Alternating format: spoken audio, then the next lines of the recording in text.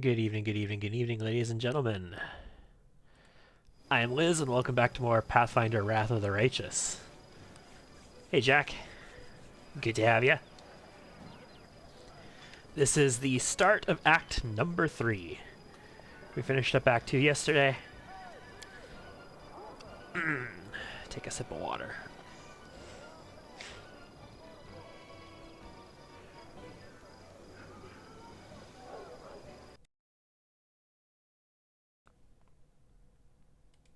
Okay, so before we get settled in here, let's go over a little bit of game housekeeping. I loaded up a little bit earlier just to do a couple little things. We haven't really done anything. We're still right here, right where we started, right next to the Citadel. And this is Dresden. This is sort of our city. Think of it like our capital from Kingmaker. We're going to build this up, and it's going to be the seat of our crusade for a while. We are going to be going to some other places. I mean, we're essentially going to go to hell. Well, the abyss, at least. One form of hell, I guess you could say. Not exactly the 9 hells. But right now, this is Dresden, and for the majority of the game, this is sort of our capital. There are a number of merchants here. There's a jewelry trader who has things like, you know, rings of protection and fancy rings and necklaces that do stuff. Arcane Weaver sells clothing pieces. Exotic Weapons Provider sells exotic weapons. Wilser Garms, he's our quartermaster. He's been with us this entire time. The Blacksmith, who now has access to some fancy things as well. There's also Arsinoe, who, if you recall in Kingmaker, was the cleric in Pathfinder Kingmaker. Once you're Baron, you got set up a little bit. She's journeyed her way out here. Apparently people needed her here, so she's come here to help people on the crusade. Horgus Worm is here. He's not a merchant, but obviously he's on the map here. He's Camelia's papa, so we need to get used to having dad-in-law around with us. And then we have the One-Eyed Devil. One-Eyed Devil is another like shady merchant dude. We can also get what's his name? Volgif back soon. When we get Volgif back, he'll have his trading nonsense and whatever as well. Jumble, welcome. Glad to have you here. Thank you for following. I hope we live up to your expectations. Okay, so what did I do before we loaded up? Like earlier today, essentially. I did some purchases. You can see I used to have like 200,000 bucks, and I had full inventory. The full inventory sold for, you know, 60, 70,000, and now I'm down to 12,742, which is actually really low. I don't advise you go on a buying spree like I did here when you get here. Let's look at some of the things we got. First, we got ourselves a bag of holding, a full-size bag of holding. So we now have our small bag and a full-size bag of holding. So we got a little bit more inventory capacity. We can afford to pick up a little more of that armor on the way, or just go for longer journeys. We equipped our Lesser Bracers of Archery. We also equipped the Amulet of Epic Songs. This is great if you have a bard in the party. I'm thinking next playthrough, I'm probably going to try and have a bard in the party. We'll have this Amulet of Epic Songs, and we'll have the hat that bards get as well. Together, those are going to rock. It'll be awesome. But because, you know, bards, music, they rock. Yeah. We also have our Triceratops equipped here. I don't know if I'm going to use it. The Triceratops is cool. Everybody likes a Triceratops pet, but I don't know. We'll see if we end up using it. I got Arushale geared out, so we did strip Sela of whatever gear she had, and I got Arushale geared out. We also gave her 9th level, which was just longbow focus, because she doesn't have longbow focus. But if we take a look at Arushale, since we now have access to her, she is an espionage expert ranger, which is a ranger who does not get a pet. They get a ranger bond instead, so they get to share some of their there it is. They get to share some of their favorite enemy bonus with their allies. They get spellcasting like rangers, like other rangers do, but their spellcasting stat is charisma instead of wisdom. So the normal ranger uses wisdom, the espionage expert uses charisma, which is Fantastic for an ascending succubus, let's just say that. They still get favored enemies, so she has humans as favored enemies and demons of magic, and demons of magic is her like evolved or advanced favorite enemy as well right now. And she comes with point blank shot, precise shot, rapid shot, deadly aim, many shot, and clustered shots. So like hammer the gap would be a good thing right now, but she needs the weapon focus. She is a ranger, which means she is not a fighter, which means she does not get stuff that the fighters get, like weapon training. We can see on land, it's actually hard to see on land because he's a two-handed fighter. He gets two-handed weapon training. But fighters get weapon training, and she does not as a ranger, which means she can't use like gloves of dueling and stuff like that. She also doesn't get a lot of some of the really specific fighter-only feats, but she will have access to a bunch of good ones through her archery combat style feat. So, you know, it's a good martial class. She doesn't have sneak attacks, but what she does have is a spell book. So she has no cantrips. Dismiss spell isn't really a spell. And she is going to take 2 aspects of the Falcon, which last 1 minute per level, but they should last 24 hours per level.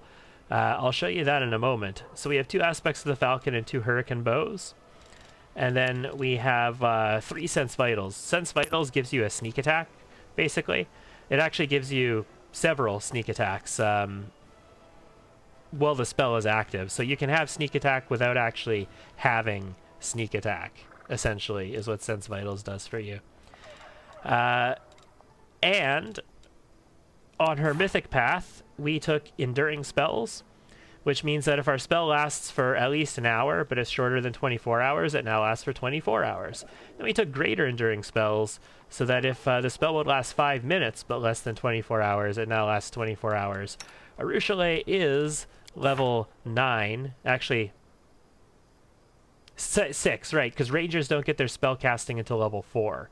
So she is a level 6 caster. Her caster level is 6. So her, for example, aspect of the Falcon lasts 1 minute per caster level. That lasts 6 minutes. 6 minutes is greater than 5 minutes, so aspect of the Falcon should last for the entire day.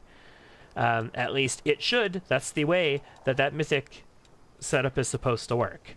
If it turns out that it's not going to do that for us, we might have to reevaluate how I have her set up. So that's Arushale. She's geared with sort of middle-of-the-road gear. She's wearing Darren's old chainmail because it's medium armor and it suits her fairly well. The max dexterity bonus is really low compared to what she has access to, but it's still good for the moment. And that headband of mental flow that we got with intelligence charisma, because charisma is her spellcasting modifier, she's wearing that. What do we got on Nenio? Nenio got some upgrades, ladies and gentlemen. Nenio, of course, we got this ring from Blightmaw. Nenio is now wearing a dexterity +2. We inherited that from somebody. I don't know who we inherited it from. I also gave her the purple stone knife since I dropped the Eon mythic path.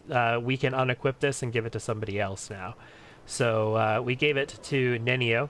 It's +1 to DC for saving throws against spells from the Evocation School, which is awesome. I like that.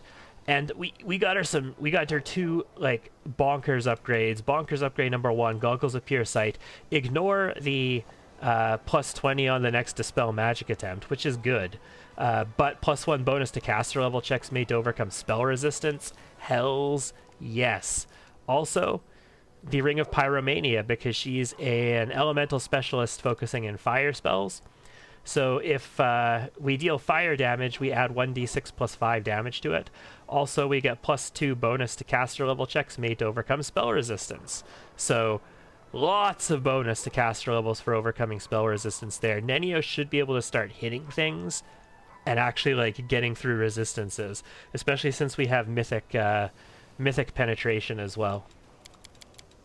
We don't need to worry about Seela anymore, at least for the moment. Darren is looking mighty fine nowadays. He is still wearing his Phylactery of Positive Channeling. You'll notice he's got Carapace, that's Staunton Veins Mithril Full Plate, +2. So it makes him significantly tankier. We've got our Strength Constitution belt.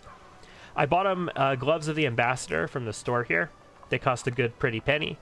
They give him +5 competence on knowledge world, but more importantly on persuasion skill checks, and a bonus to charisma. The charisma will give him more channel energies, which is nice. This is actually better when he's an oracle, because charisma is the oracle spellcasting stat. Since I'm wearing this phylactery, I don't actually have any bonus wisdom right now. So we're going to have to get ourselves some wisdom from something. And we have celestial protection. It's a cloak. It's essentially a cloak of protection, or a cloak of resistance +5, if the source is coming from a demon. If it's not coming from a demon, it doesn't give you anything to saving throws. What it does do is give us a +5 on lore religion checks, though, and looks dashing on him. Hey, Ramek, nice to have you. You have missed nothing at all. We are literally just starting. I'm just showing some of the purchases that I made before I got started when I got home from work today, to account for where, like, 270,000 gold went to. A bag of holding. Sweet. What else did he get? That's it. That's all he got. Nothing else on Darren. Just got off work heading home now. Okay. We'll have a safe trip, Ramek. Lan is wearing... Lan's wearing the Graveyard Keeper's helmet. I was going to sell it, but Ramek said it looked good, so I figured I would just give it to Lan. Get it out of the way. Ah, Kumquat, that sucks. What kind of phone is it that's giving you trouble? This is still a +2 cloak. We had that before. We got ourselves a +3 Fauchard. There's actually a +2 unique Fauchard with a whole bunch of crazy bonuses on it. But it's better in the hands of a good character. And Lan is lawful neutral. He's not good. So the bonuses from being good weren't worth the extra, like, 50,000 gold it cost. This one cost me 18,000 as it is. So he's got a Fauchard +3 now. He has that strength +4 belt. We also got him a full strength gloves of dueling. So he had a lesser dueling before. Now he's got the full gloves of dueling. So check out that attack. Doesn't even show the gloves of dueling in that, but it's adding +4 to that attack as well. That attack is bonkers. That damage is bonkers.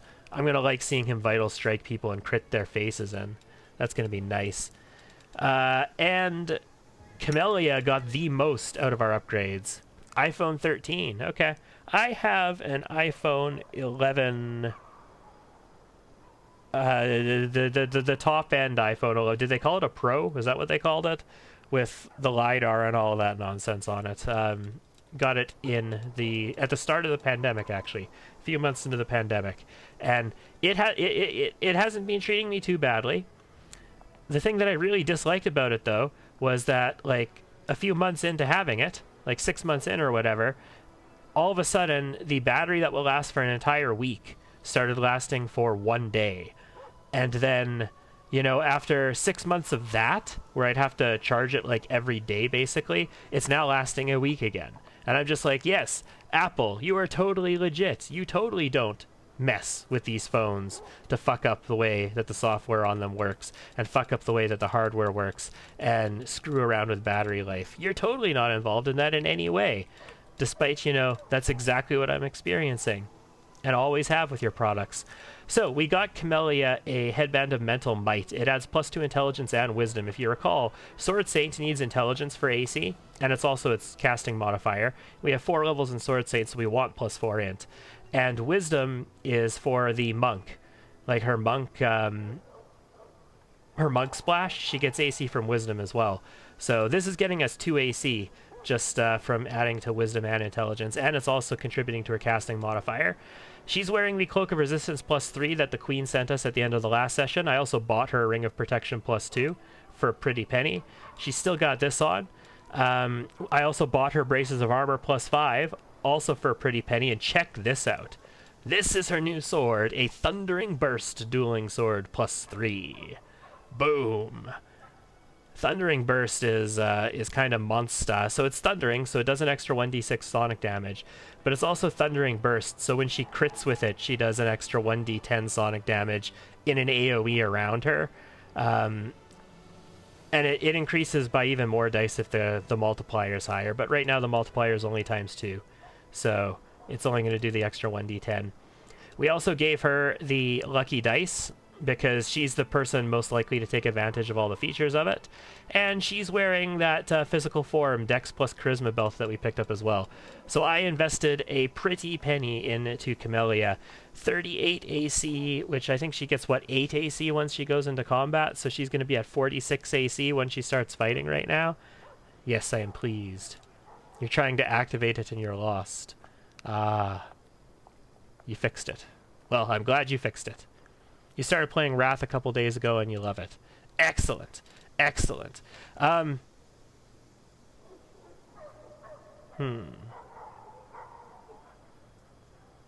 Yeah. Yeah. You generally can trade in iPhones and iPads as long as it's like within the most recent generation to the next generation for credit towards it. You can trade in older ones as well, but you only get like change for them. You got to make your halfling cavalier work exactly how you wanted, except instead of a pony, you went with an elk. Yeah, if you take a halfling, you can technically pick anything, because halflings are small, so you can ride a medium creature. Sip of water. Okay, is that all of our housekeeping? I think that might be all the housekeeping. That's where, you know, 270,000 bucks went. And I'm pretty sure that's all I did. I didn't talk to anybody other than the merchants. I didn't actually do any stuff here. So we haven't missed anything in story. We're not going to go into the Citadel yet. We will do that later on. But for now, let's go talk to some peoples. Well, we want to have a good conversation with Arush Chalet. We'll talk to Arsenoi. We'll talk to some of these other people. We'll do some quests that are in here. We might get out of Dresden today, guys. We might get out of Dresden and go on an adventure, but I'm not positive. We're going to be doing a lot around the city for a bit. Still rocking your old Galaxy S9, hasn't failed yet. Awesome. You're not allowed to have phones where you work, which is where you use your phone the most. Excellent. Camellia, anything new? Nope. Exact same thing as we've always had. All right. I'm pretty sure at this point we can... Follow my lead. Let's just do a quick save in case I accidentally fuck up and press something. I'm pretty sure at this point we can tell Darren that we know who he is.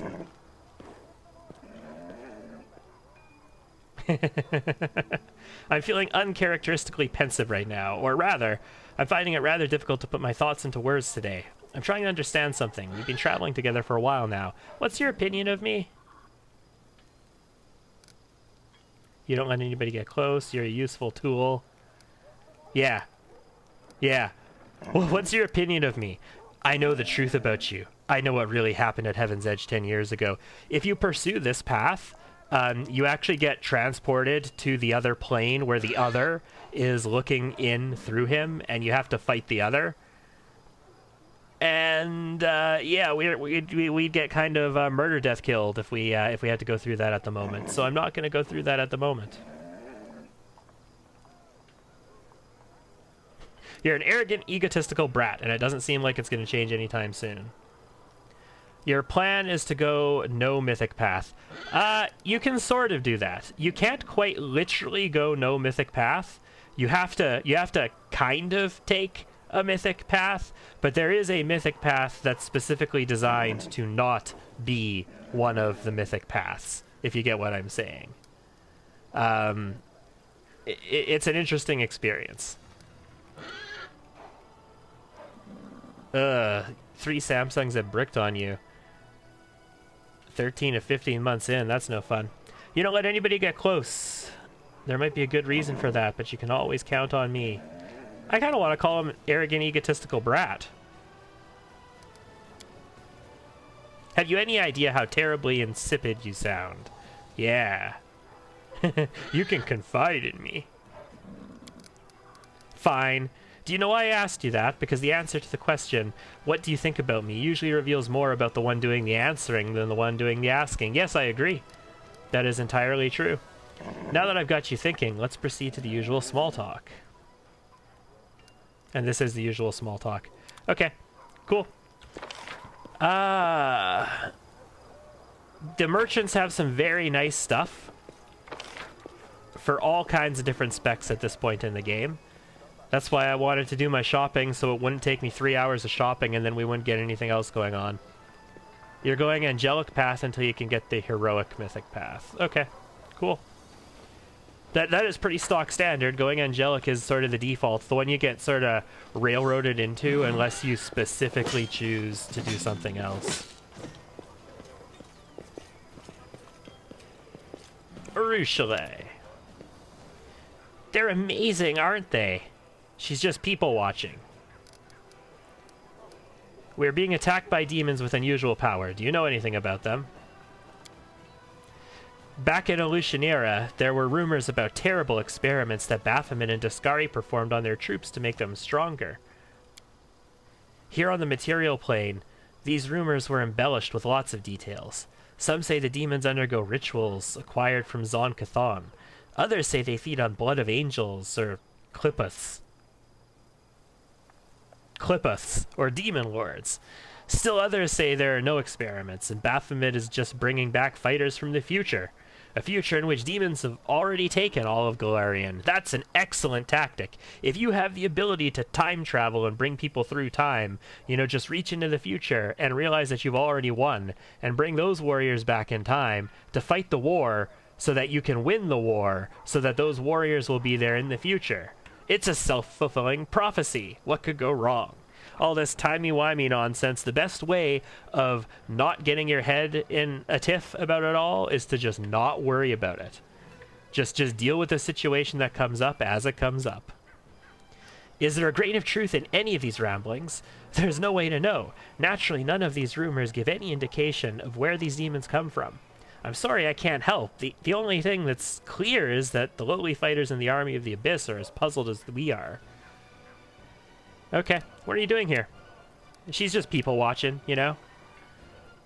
The only demon who isn't being, like, murder death killed in the entire city is just here staring at people as they walk around. That must be really, really, really...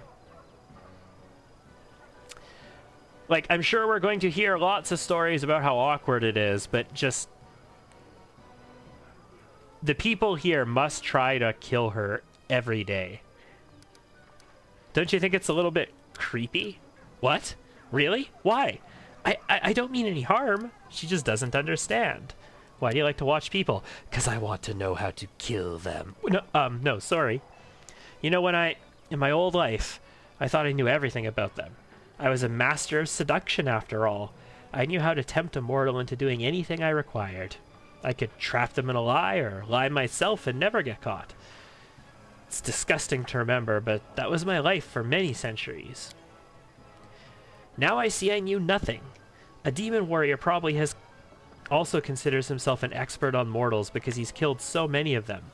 He certainly knows where to thrust the spear for a quick death, and I knew where to thrust a spear, if you know what I mean, and where he thrusts it for a long and painful one, and he thinks that's enough. My knowledge, it was of the same kind. Yes. Double entendre. Excellent. I ruined many mortals without learning the first thing about them. Now I watch them to understand them. This won't give my victims back their lives, of course, but still, by growing closer to these mortals, it's like I'm paying back some part of my debt to my victims' memories. Have you learned anything new? They love cats. Yes, they do. Have they led to anything? I wouldn't want to draw any rash conclusions. I've only been watching them for a short while, but I think I have understood one thing. The Succubi have a saying, mortals always lie. If a mortal isn't talking, it means she's busy lying to herself. But now I see this isn't true. You mortals aren't liars, you're dreamers. Each of you creates a huge daydream for yourself and everyone you share your life with. It isn't exactly a lie because the daydream is your truth. That's a very optimistic way of putting it. I don't think that is a naive way of putting things because you acknowledge the fact that everybody lives in their own little world and everybody's just basically imagining the way things are for them. And a lot of people are just substituting reality with what they want reality to be. But it's not because they're being vindictive liars. all the time, although there certainly are going to be some of them out there. A lot of the time it's because this is the reality that they've established in their heads. Their headcanon is not the accepted canon. Let me ask you another question. Forgive me if I don't have any answers. Tell me about yourself. I'm afraid you won't like what I'm going to tell you. Where does Succubi come from? Do you have a childhood? No. Well, yes, but in brief, the Abyss is nothing like the mortal world. You remember life since conception? No. Wait. You don't remember that part, do you? But certainly you know everything since birth. We do not. Normally, when a human dies, the Lady of Graves decides which plane they go to. That's Pharasma, yes? Yes, Pharasma. Most often, those who arrive in the Abyss turn into larvae. You know, the little worms no one notices until you step on them? They crawl in the mud for centuries, devour each other, and the strongest ones turn into demons. That was me. Sounds like the start of an anime. Sounds like the start of an isekai anime. I don't know how that transformation happens. Maybe we hatch out of them like caterpillars out of butterflies? No, wait, it's the other way around, isn't it? Maybe greater demons sculpt us out of them like so much clay?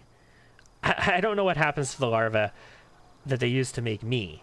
In my own memory, it begins with vague, fragmented images, terrors, executions, orgies. I remember some poor lad half gnawed by the larva. He was crying and begging to be killed, and I pointed at him and laughed, and I said I wouldn't.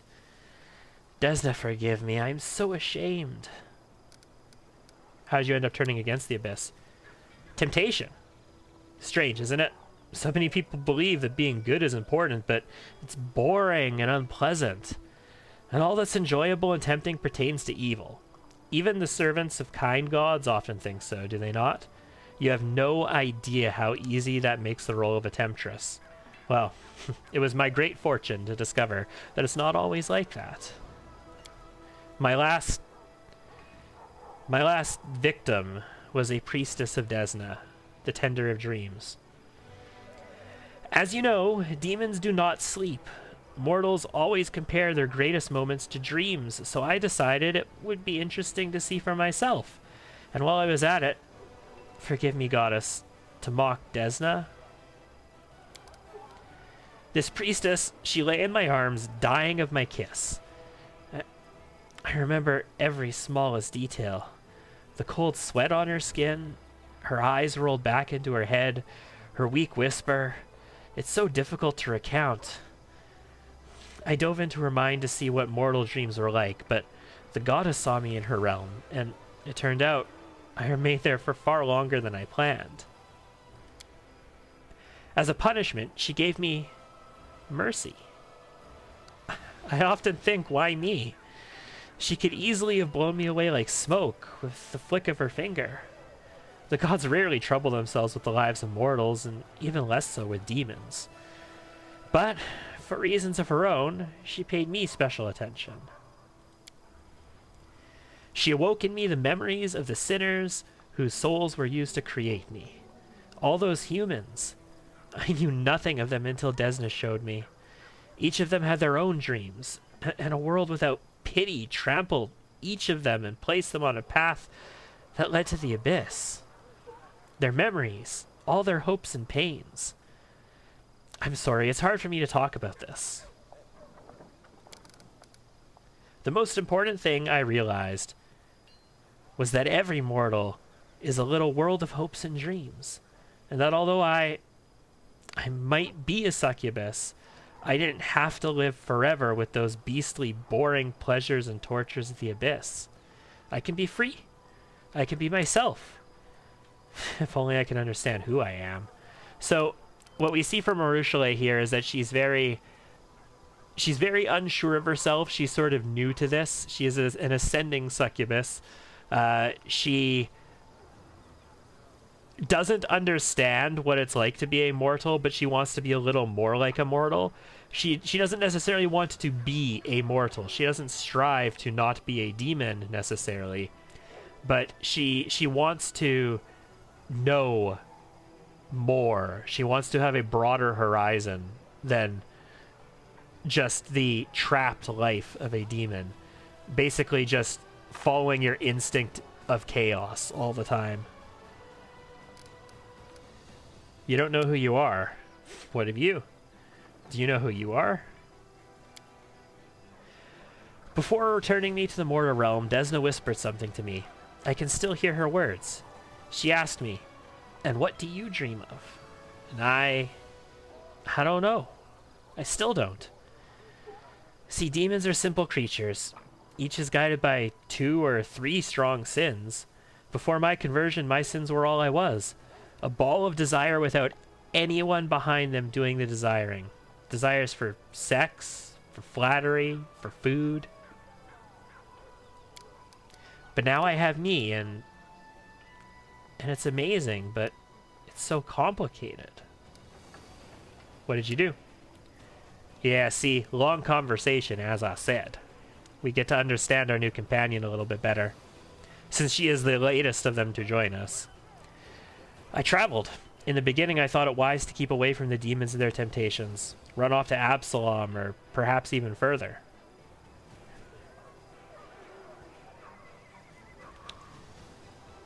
If I ran away, I would soon return to my old habits. Yes, exactly.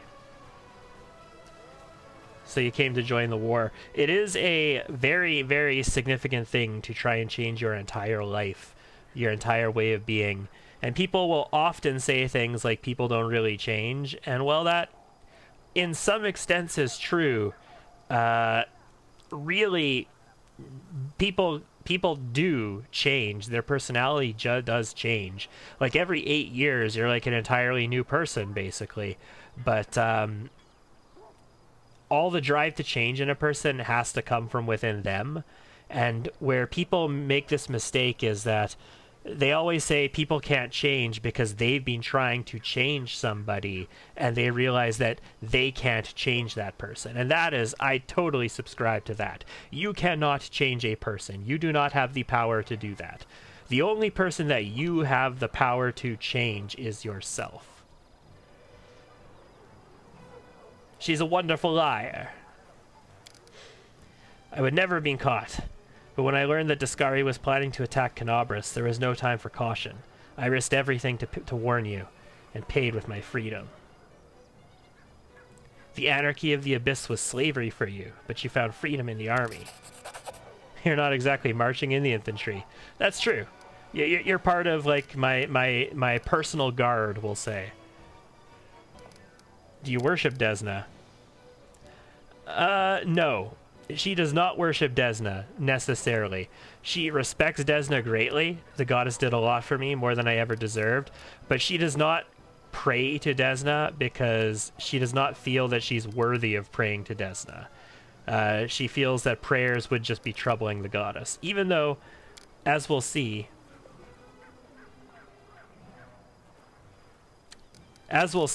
she has a significant connection to Desna. Once we're done with the conversation, I'll show you that. May I ask you a personal question? The kind of question a mortal might ask a succubus. Yes. Yes! You want to talk about sex? Ask me anything. I'll not keep secrets from you, but don't expect to hear anything light-hearted or pleasant.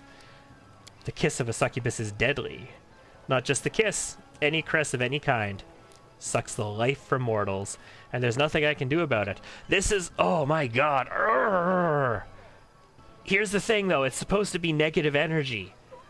It's not just supposed to suck the life from mortals. It's supposed to be like a wash of negative energy. So if you are a Dhampir, a succubus touch should not kill you. It should strengthen you. In fact, like, part of the lore of Succubi in both Pathfinder and D&D is that the succubus kiss is deadly. If you die from a succubus kiss, you die. If you survive a succubus kiss, you know, those rare people who survive, you turn into a vampire lord. This is how the vampires came to be. This is where they came from, was demonic corruption from things like succubi. So a Dhampir absolutely 100% fucking lootly should not die from a succubus kiss. For mortals, tenderness is tenderness and violence is violence, but I don't know what it's like to kiss and not inflict pain. I just hope my observations of mortals will help me understand. Young lovers, old spouses, even what mortals condemn as promiscuity. To me, it all looks like something amazing. Human. A drop of vital energy is a small price to pay for your kiss. We're not going to pursue this because we'll wait for our Lich playthrough. I think we'll go after Arushale in our Lich playthrough, or maybe the Queen, one or the other, Arushale or the Queen in our Lich playthrough. Although maybe we should do an Azata playthrough just to be thematic. Oh, I want to play this game so much. You don't just watch people during the day. Well, I never touch anyone, never harm them. I just watch and listen. Is that bad? No, just don't get caught. I can promise you that. Yes. What is sex between demons like? Lort, asking the hard-hitting questions that I think everybody here wants to know. Everything demons do is cannibalism. So sex between demons is literally one demon taking advantage of the other. One demon subduing the other, one demon dominating the other, and making the other one its little bitch. And she's been on both sides of that. That hot demon sex. I mean, for one of them. But eventually, that one of them that's getting the better end of it is going to get the worse end of it from some other demon. Generally speaking. It's violence. It was something I did to others or others did to me. Do you still feel desire? On the one hand, my succubus nature remains with me. When I look at any mortal, I immediately imagine how... But that feeling, that desire, it's not what mortals feel.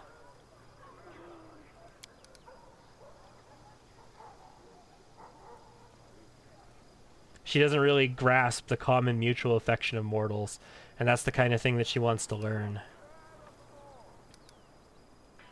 I believe you'll be able to experience it someday.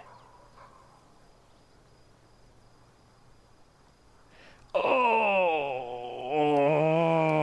I want to flirt so badly. I want to flirt with this poor demon lass so badly.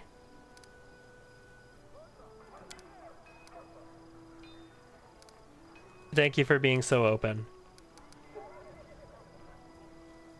Tell me about life in the Abyss. Okay, so she's been to a couple places in the Abyss. She hasn't been all over. Illusionaire is really important because we're gonna go there eventually. This is like the city of the Succubi, basically. The Midnight Isles, the realm of Nocticula, the queen of the Succubi.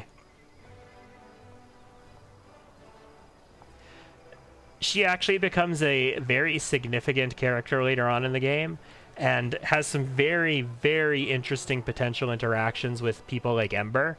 I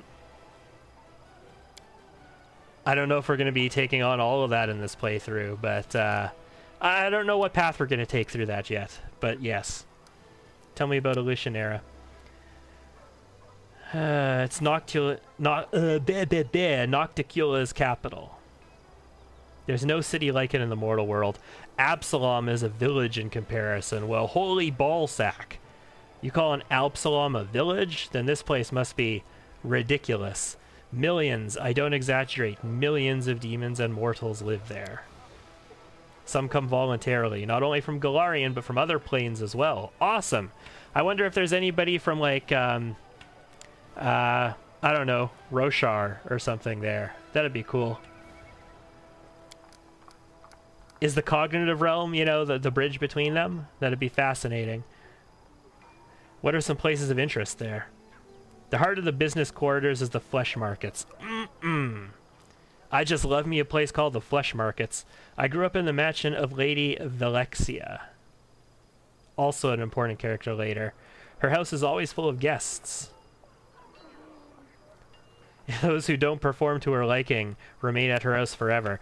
That doesn't make sense. I would think the guests who do perform to her liking would remain at her house forever. And the ones that don't would just kind of, you know, end up husks somewhere.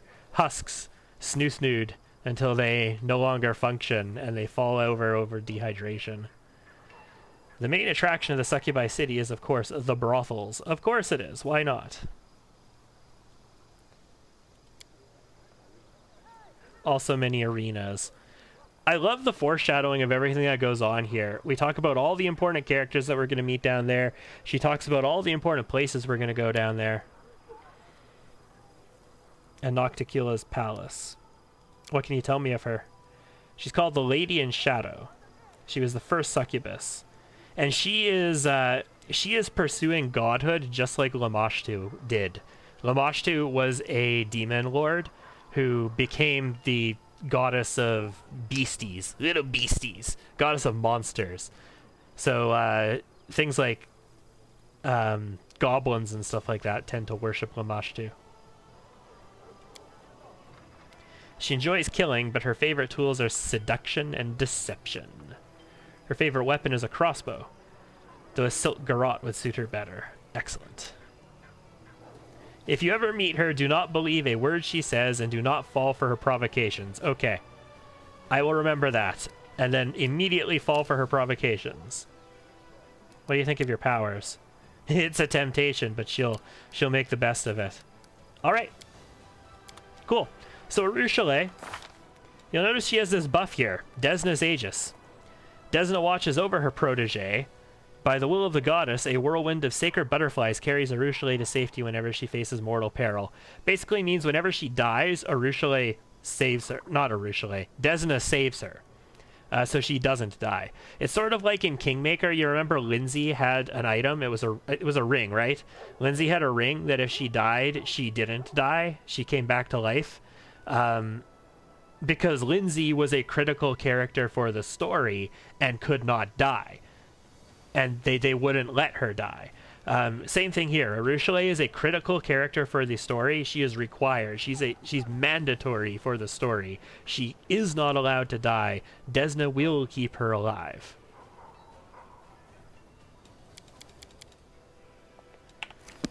Okay. Arsinoe. Perhaps you've heard about the wound that sometimes opens in my chest. Yeah, just walk up to a random cleric outside the temple and you just casually say, hey, you've heard about this gaping, oozing wound that sometimes opens and closes on me, right? So the wound was right here, and then it disappeared, and reappeared, and disappeared, and reappeared, and disappeared again? No, this is the first time I've heard of such magic. Yeah, stranger things happen here, but it could be all kinds of potential things. And she's just like, yeah, I mean, you've already tried all the usual things, so keep a diary, maybe? God, isn't that so frustrating? Like, you go to the doctor about, like, constant pain for years on end and stuff like that or whatever, and it's like, oh, keep a diary, maybe?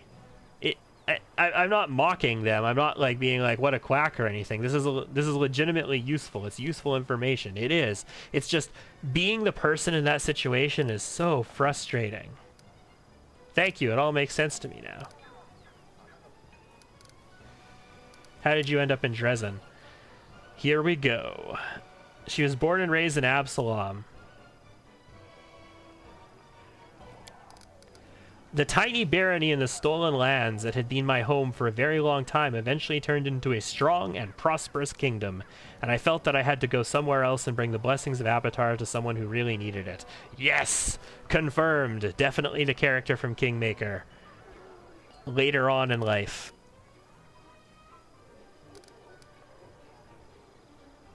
Okay.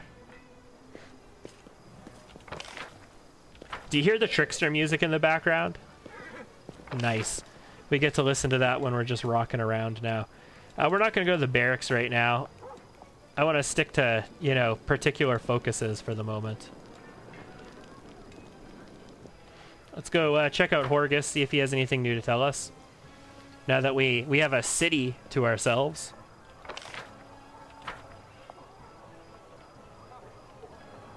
I think if I recall correctly, the elf dude is here too somewhere. Is he not on our map?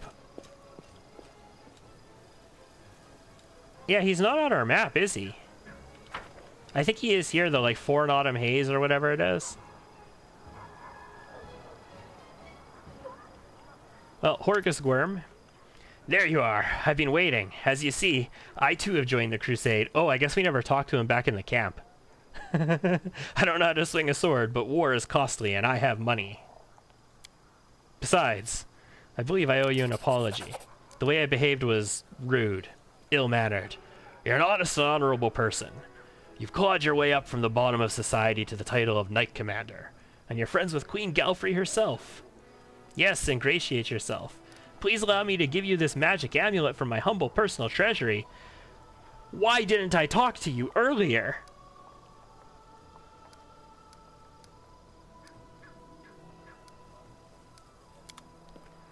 Why did I not talk to you earlier? Am I just that big of an idiot? Amulet of Blackened Mirror. Whenever the wearer of this amulet uses a hex, the DC of the saving throw against it is increased by 1. So this would be useful by default for Ember or possibly Camellia. I still recommend you always start with Ice Plant on Camellia, but you obviously, if you continue down the Shaman line, would get other hexes. So that's neat. Although I almost recommend not continuing down the Shaman line on her, especially if you are going to play with Ember, because ideally as a witch you want to hex everything and you want to cackle your hexes every turn to keep them on them.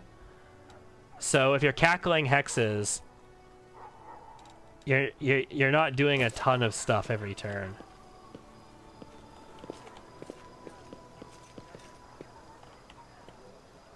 One-Eyed Devil definitely fits the persona of a trickster. A trading house? It's just a shop. There was a time when I had nothing in my pocket but holes. Isn't that a risky name for a store for Crusaders? Nice. All right. As it should be. Let's go to the jewelry shop. I don't think there's anything worthwhile in the jewelry shop right now. I'm pretty sure when we get here, we don't care about anything in this place. Hello, Mr. Golden Golem. Show me your wares, Golem. So braces of armor 2, a bunch of shitty rings of protection. We got some +2s, agile fists, mighty fists. We have better ones at the other jewelry vendor. Bad headbands, 15 diamonds, that's nice. Phylacteries, which we already have. Shitty natural armor. And then some very expensive 25,000 Derek Sunhammer's jewelry. An item of interest to a craftsman or a collector. A merchant would pay well for it. Yeah, well, this merchant is selling it for quite a bit. That is not far. I want to rob his store, guys. I'm a trickster. I'm still neutral, technically. For an Autumn Haze. Nothing new to talk about. I'll go ahead. And we're going to go to the tavern. The reason we're going to go to the tavern is because I want to buy some alcohol for the next place we go to. I had some alcohol from the assault on Dresden, but I ended up selling it. Oh, also, Greybor is here. We need to talk to him. So, the reason I don't recommend spending all of your money is because, first, you're going to need to pay Greybor to join your party, and he costs money. And second, the crusade costs money. Like, you can, in theory, do it all with the build points that you get automatically, like, over time, but you can spend money to get more of those to do things quicker. So having a ton of money available for everything is really important. And spending it all on, you know, fancy, shiny trinkets that... Like, there's better dueling swords in the game than this dueling sword, and this cost me, like, 60,000 or something like that. So yes, I don't necessarily recommend spending all your money on fancy trinkets, but we did, because I wanted to have some fun. The Knight Commander at my establishment. What an honor. My name is Phi Keto. I'm the owner of the Half Measure. How should I address you? I ask because some don't like undue familiarity, while others scoff at the tediousness of ceremony and titles. Call me by my name. You can call me the Armored Armadillo for all I care. No. Call me by my name. Deal. I know your name, of course. Who in Dresden doesn't? So, What can I do for you? Wine? A meal? Heart-to-heart talk? So we can talk to him about how he came to own this tavern. It's a very sad story about demons killing his family. Oh my god. Oh.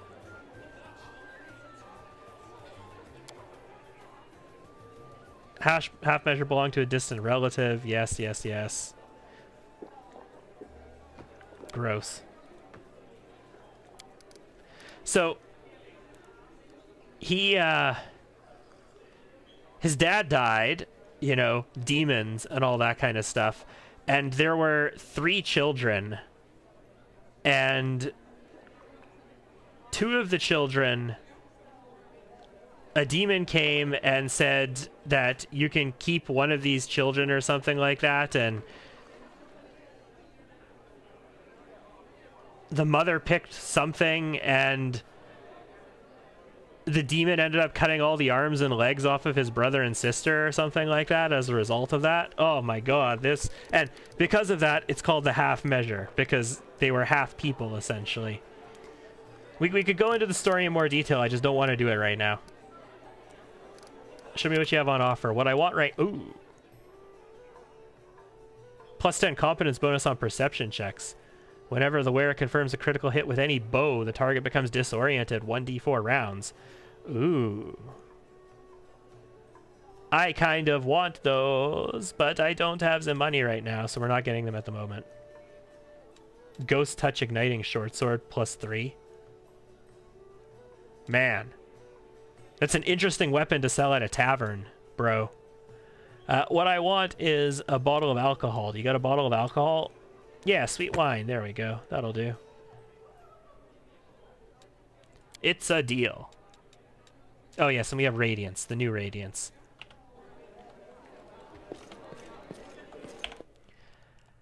And while we're in here, we should probably talk to Mr. Greybore.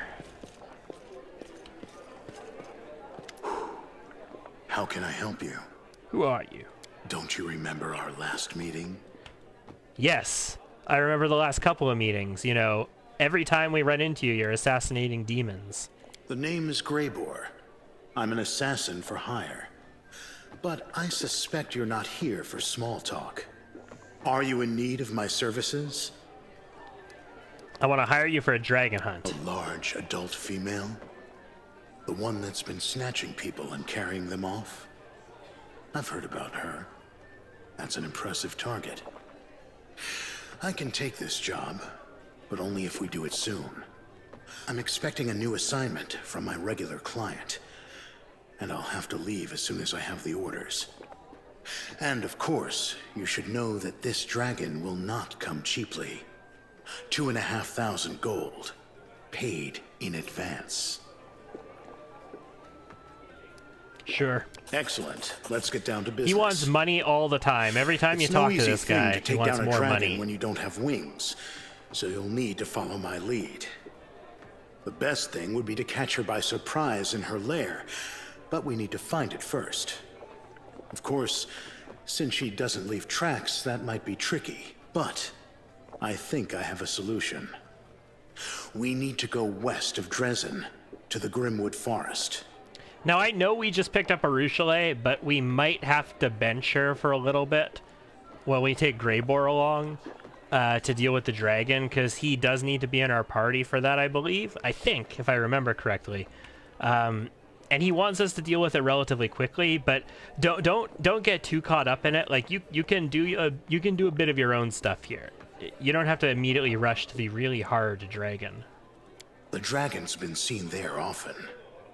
According to the scouts, this is likely because there's still some wild game left in those parts. We'll set up an ambush there. I hope I can rely on your honesty.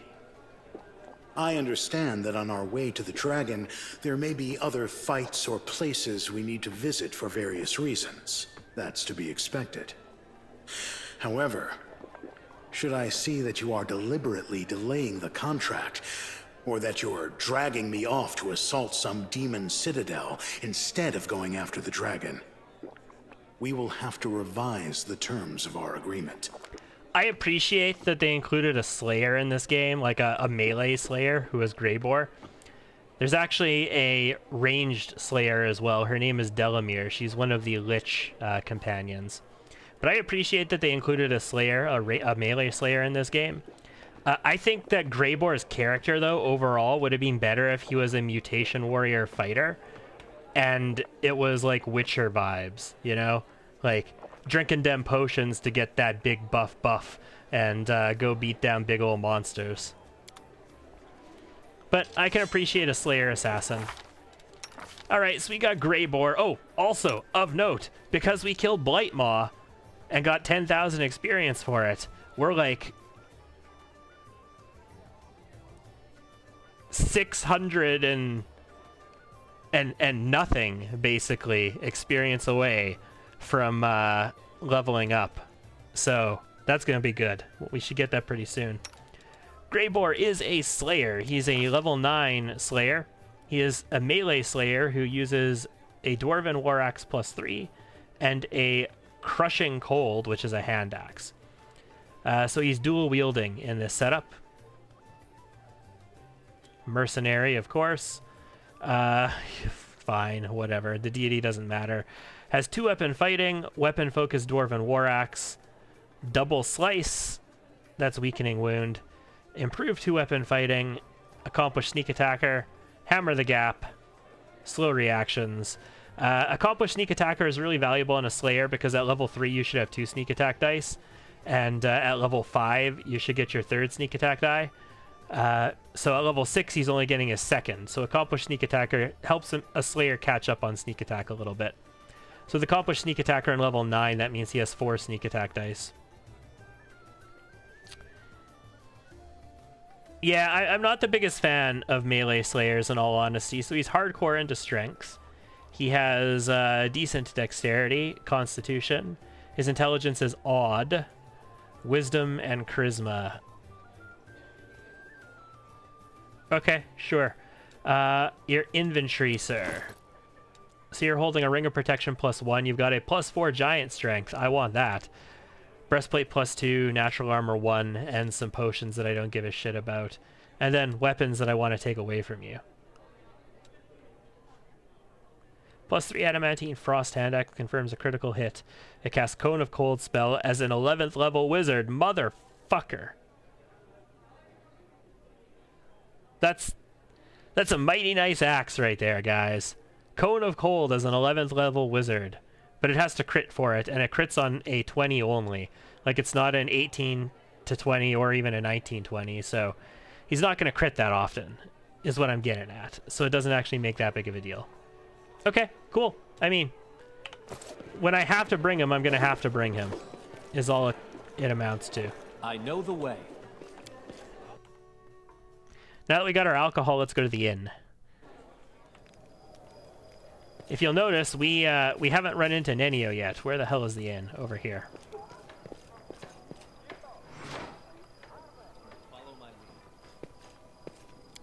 Nenio has a really interesting ability that I think everybody would want.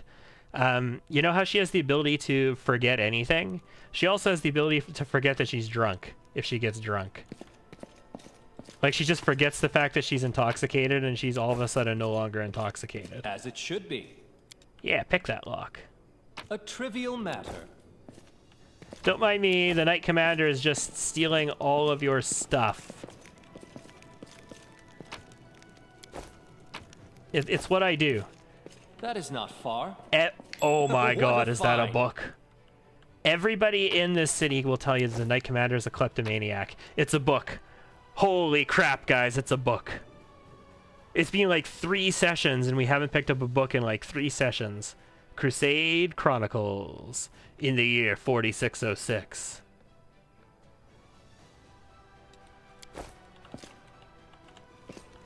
I'm gonna klepto that book.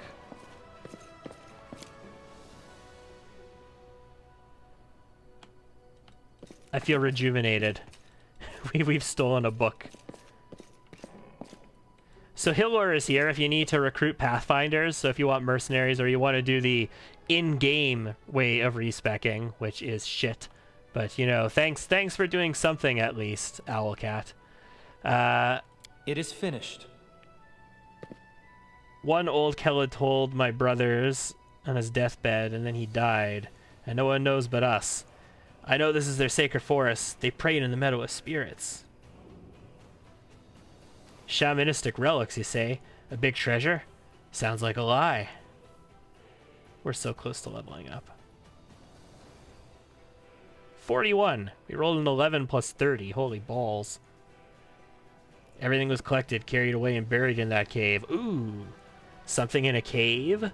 The scouts say a bear lives in those forests, a terrible one, and there must be magical guards in the cave. So a forest with a terrible bear and a cave, and the cave has magical shit in it. That's why we suggest you come with us. We'll split the treasure equally. This ended with a ... There's an ellipsis there. Where's the conversation going? Is that all that's to the conversation? Ah, lame. Anyway, this is a D&D adventure party, guys. If you didn't notice, like, you know, the classic traditional, you meet in a tavern, or that kind of thing. This is what's going on here right now. There's a D&D adventure party just beginning. And we just listened in on their first adventure. I know the way. Either that, or you could be like, it's a Goblin Slayer adventure party, and they're all gonna get Goblin Slayered. And there's nobody in this group for goblins to breed with, so that's gonna be a bad day for all of them. Follow my lead. Before we go talk to Nenio, let's finish looting this place. Apparently we finished looting this place. As it should be. Nenio! Ah, boy, there you are.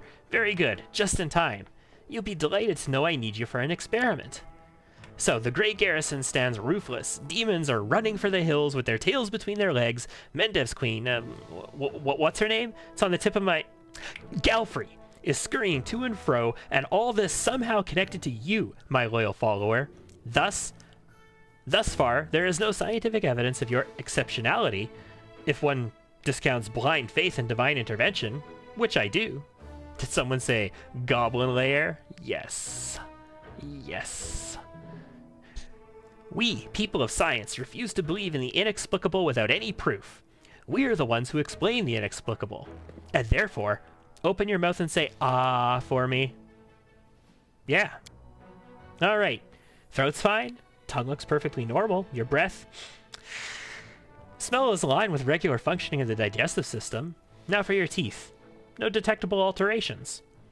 Did you see my mask, though? I've got this awesome mask.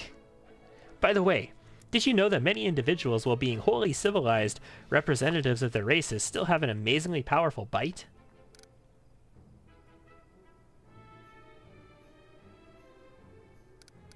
Stay silent. Checks my ears. Eyes are clear. I'm the picture of health. Imagine a hypothetical situation. You are a tree. 2 squirrels have found their way into your hollows and are now copulating there. What do? I do precisely nothing, because I am a tree. An unconscious act of withdrawal along with your lack of trust in your own abilities. Or perhaps just a healthy dose of pragmatism. On to the next question. Another hypothetical. You are a tomato. You have just been picked from the vegetable patch and put into a crate. You know that today the cook will use half of the tomatoes from the crate to make soup. What do? I'm a tomato. An unconscious act of withdrawal, inability or unwillingness to see something bigger behind something small. All right, I understand. On the surface, it appears you don't really believe in your ability to change things. But in fact, you are a strong, pragmatist who knows perfectly well what you can and can't do. Okay. All right, I guess? By the way, I have another assignment. Needs supplies. Needs a bottle of alcohol. You don't say. I brought you a bottle of alcohol. Open it. What's this? You know what, Joe? Let's just get started. 700 experience. We just leveled up, didn't we? Is that not enough to level us up with like the 150 we just got? I didn't hear the ja-jung sound a second ago, though. I'm taking a huge risk with this experiment. I'm putting my reputation, my good name, and even my future on the line. So she wants to get drunk to see if getting drunk affects your intelligence.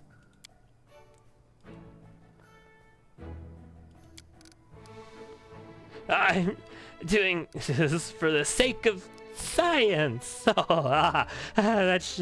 am I stupid yet? Ask me something smart. How many arcane schools are there? 8, of course. Transmutation, abjuration, enchantment, illusion, and so on. By the way, did you know that there's one more so-called universal or common pseudo school? I'm not drunk enough yet.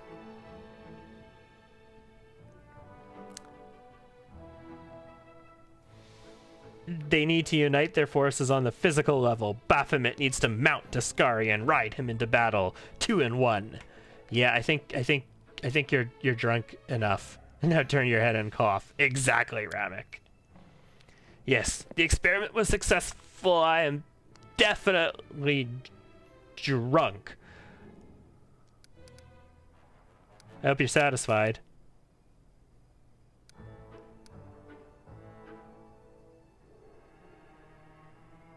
Wow. Congratulations, I guess. Now what? Just a moment. Her eyes are now crystal clear. She has forgotten the fact that she is drunk. And now she is no longer drunk. A moment you were drunk. Is that so? It seems that it is indeed what happened. Clearly I decided to forget the incident entirely, because I no longer need this information.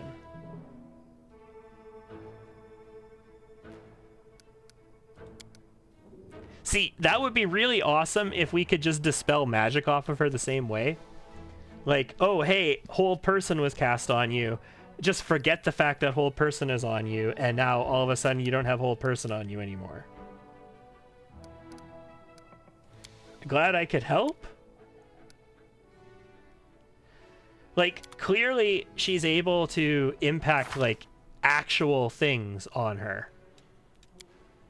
Level up time, ladies and gentlemen. Welcome to level 10. We're almost at that magic level 11, where I need to decide what I'm going to do with this character going forward. Alright. 33 trickery and 32 perception. Balls. I have a focus in stealth as well. Alright, so I have access to my rogue talents, and we actually get advanced talents at this level as well. So we could potentially get fancier things. We could take double debilitation. So whenever we inflict a penalty against a target using debilitating injury, we can select 2 penalties to inflict. Which could be potentially good. But I already have 2 people inflicting disabilities on people right now, debilitations on them, so I don't know. A familiar is always really good, and honestly a hair familiar would be super sweet. +4 bonus on initiative and a +2 on perception.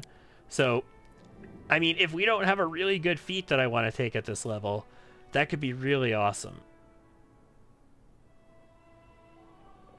Opportunists.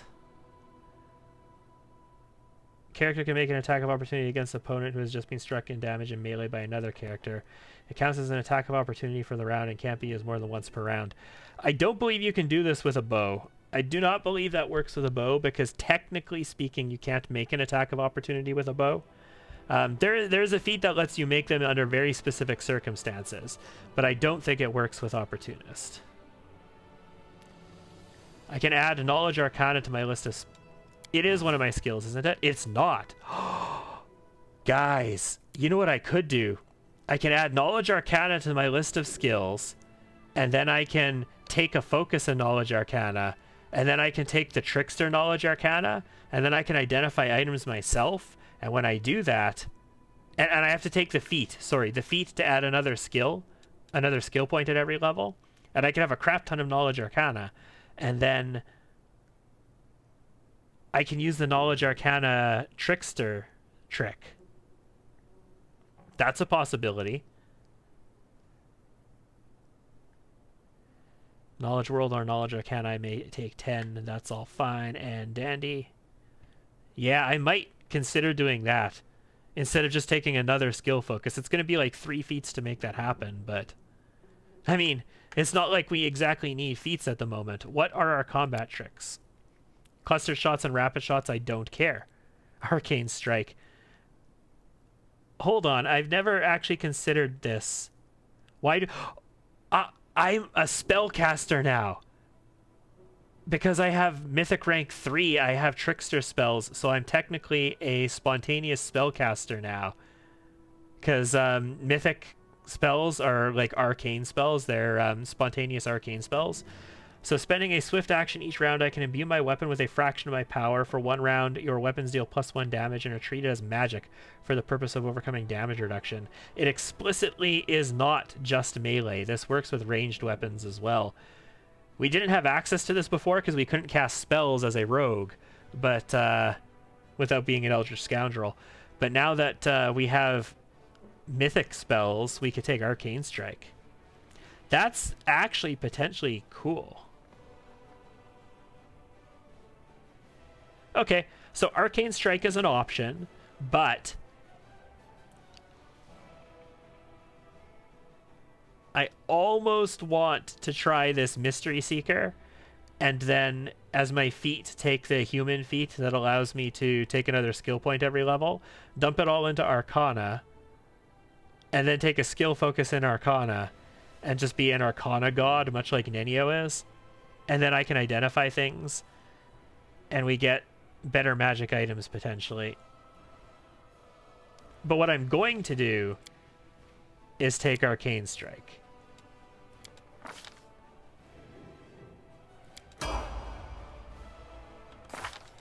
Might be a terrible mistake, but it's what I'm going to do.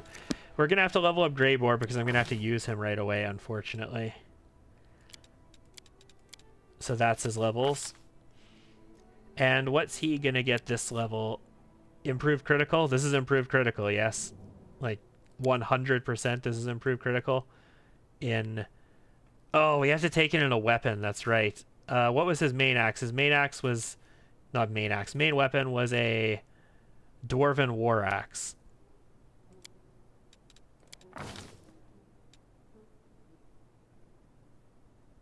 God, I want to stop using him soon. Arushale.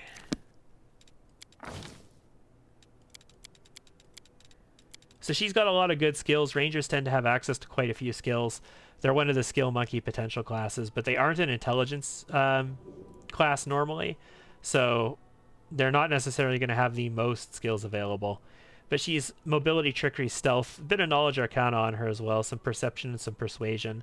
So for camping purposes, she can be a stealther, she can be a guard.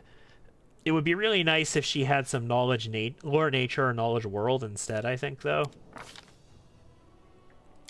Combat style is archery. We get improved critical or point blank master or yes.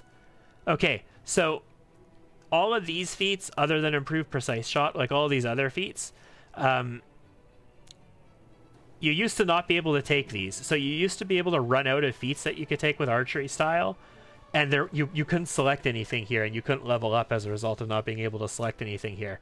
But this most recent patch, they added dodge and great fortitude, iron will, lightning reflexes, and toughness in here. So there's a pool of additional feats that you can take if you happen to take all of the archery ones. So Point Blank Master is really cool, but we don't want that right now. Improved Critical is too good. Does it actually show us the requirements for it? It doesn't. I wish it showed us the requirements for it. But improved Critical.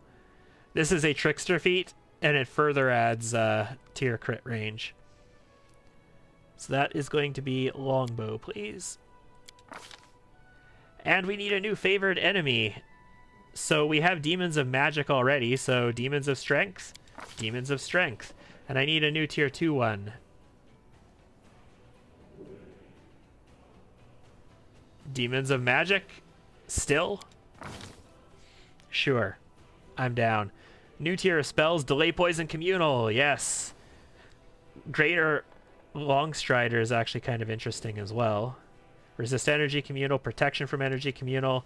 God, I love druid spells and therefore ranger spells. Mass Feather Step, balls, so good. Such good spells for just a buffer, like a self buffer and stuff like that. Nanio, Elemental Specialist. We're sticking with these, and we don't have a use magic device this level. You needed greater... No, you got greater spell penetration, mythic spell penetration, so you've got all of the penetrations. You can penetrate the shit out of whatever you want to penetrate with your penetration, right? This is a wizard bonus feat, not a generic feat. So we could take a spell focus, don't want to. Elemental focus, we're already elemental focus fire, aren't we? I swear we're already elemental focused. Are we not?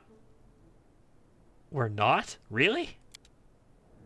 Maybe... Do we take elemental focus then? Choose one type of... Add +1 to the DC for saving throws against the spells to deal damage. Yeah. It's DC. It's not against resistance or anything like that. So we do want this. I also want meta magic though, guys. Spell specialization could be cool too, but I usually use this on Arcane Tricksters because it lets you get your Scorching Ray up to max level quicker, so you can get multiple hits out of your Scorching Ray.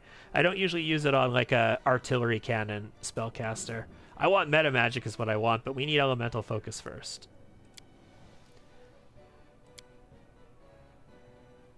Okay, let's do it. Cone of Cold, Icy Prison is pretty cool. What are we taking here? Baleful Polymorph? No. We're an Artillery Cannon. Cloud Kill. Break, Enchant, Dismiss. Oh, so many good spells at this level. Why are there so many good spells at this level? Thought Scent. Oh my god. And then the ones that are from opposing schools as well.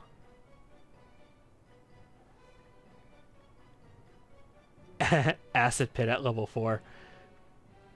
Yeah, we could go back to level 4 and take Acid Pit, and then kill Will Whedon's character from Acquisitions Incorporated all over again. That's all I think of whenever I see Acid Pit in a D&D game, is Will Whedon's Acquisitions Incorporated character, like Penny Arcade Acquisitions Incorporated. Like, he used to be one of the players on that, except his character died years and years ago in an Acid Pit. I mean, is it just Cone of Cold? Are we just taking Cone of Cold and Cloud Kill at this level? I'd love an awesome buff, but I don't want any of these for that. Icy Prison. F it. We're taking Cone of Cold. I'm gonna have to look at our spell books again after this too. We don't need to worry about Seal at the moment. Darren. Okay, thank goodness. So I didn't test this. The patch today didn't break Darren again. So we can still keep going Cleric. It didn't screw up the religion. He's still an atheist. Not an atheist. He's not an atheist. He's still not an atheist. Religion, Perception, and Persuasion. And he gets nothing at this level. Really? Nothing? Yeah, it's not an odd level, so he's not going to get new spells. He just gets nothing. Well, spell slots, I suppose. And, you know, leveled up, so base attack bonus and caster level increase and all that stuff. It's not like he gets literally nothing. Land, Perception, and Persuasion. Okay, bonus combat feat. Where were we? We took Greater Focus Fauchard. So we got Point Blank Fauchard. That's cool. We're going to want our armor focuses eventually. We're going to want Blind Fight eventually. Guys, is it time for Cornigan Smash? You may make an immediate Persuasion Intimidate check as a free action to attempt to demoralize your opponent. The thing is, Dazzling Display gives me access to Dreadful Carnage. Slaying an enemy demoralizes your other nearby foes. Whenever you reduce an enemy to 0 or fewer hit points, you make a Persuasion to Intimidate check. No, you know what? I need Intimidating Presence or whatever before I can do that, don't I? Oh, and if I want improved Cleaving Finish, I need Great Cleave. Damn, you need so many feats. Next level, guys. Next level, we get our new Vital Strike. Improved Vital Strike, base attack bonus 11. So we need next level before we can get it. Our Rowdy Rogue gets greater Vital Strike next level. But our fighter, our two-handed fighter, doesn't get... just gets improved Vital Strike.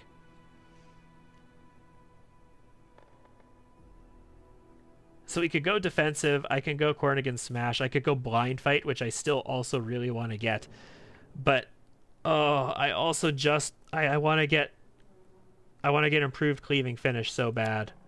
So we're gonna do Great Cleave, guys. And I'm probably not gonna use it, but I really want improved Cleaving Finish. And Camellia. I think Camellia is on Sword Saint until the end of the game. I do have the option of possibly taking Duelist. If I get combat mobility, I could also take Duelist. Duelist also gets Canny Defense, except the Duelist Canny Defense and the Sword Saint Canny Defense stack together, so you get AC for intelligence from both of them. It's not like they lock you out of one or the other. But for now, I think we continue with Sword Saint. This is going to give us a better arcane weapon. It's also going to give us a Magus bonus feat. What were we even stacking? Mobility, Stealth, Knowledge, World? Yeah. And then Athletics when I can? I guess so.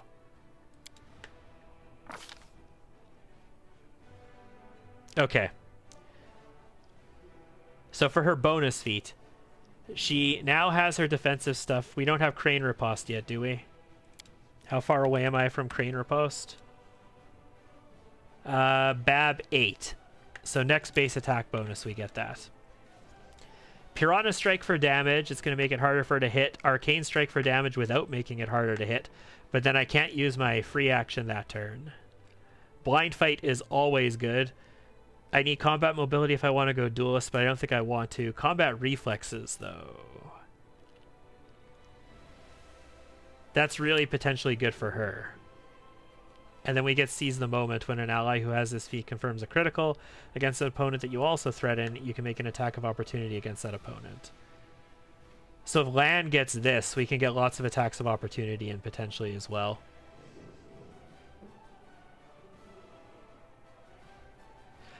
Duelist gets access to deflect arrows, but we're not going to have deflect arrows if I don't go Duelist, so that could be potentially useful for us as well. Meta Magics could also be potentially useful for us. Precise Strike could be useful because Darren has it.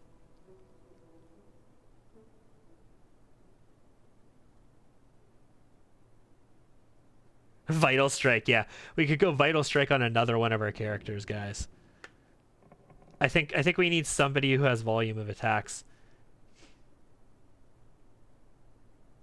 I'm tempted to just take Combat Reflexes here.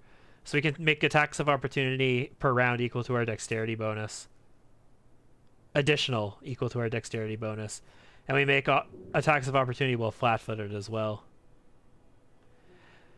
Blind Fight is really good, though. Prevent us from losing our dex bonus against things we can't see. And Arcane Strike is just good damage.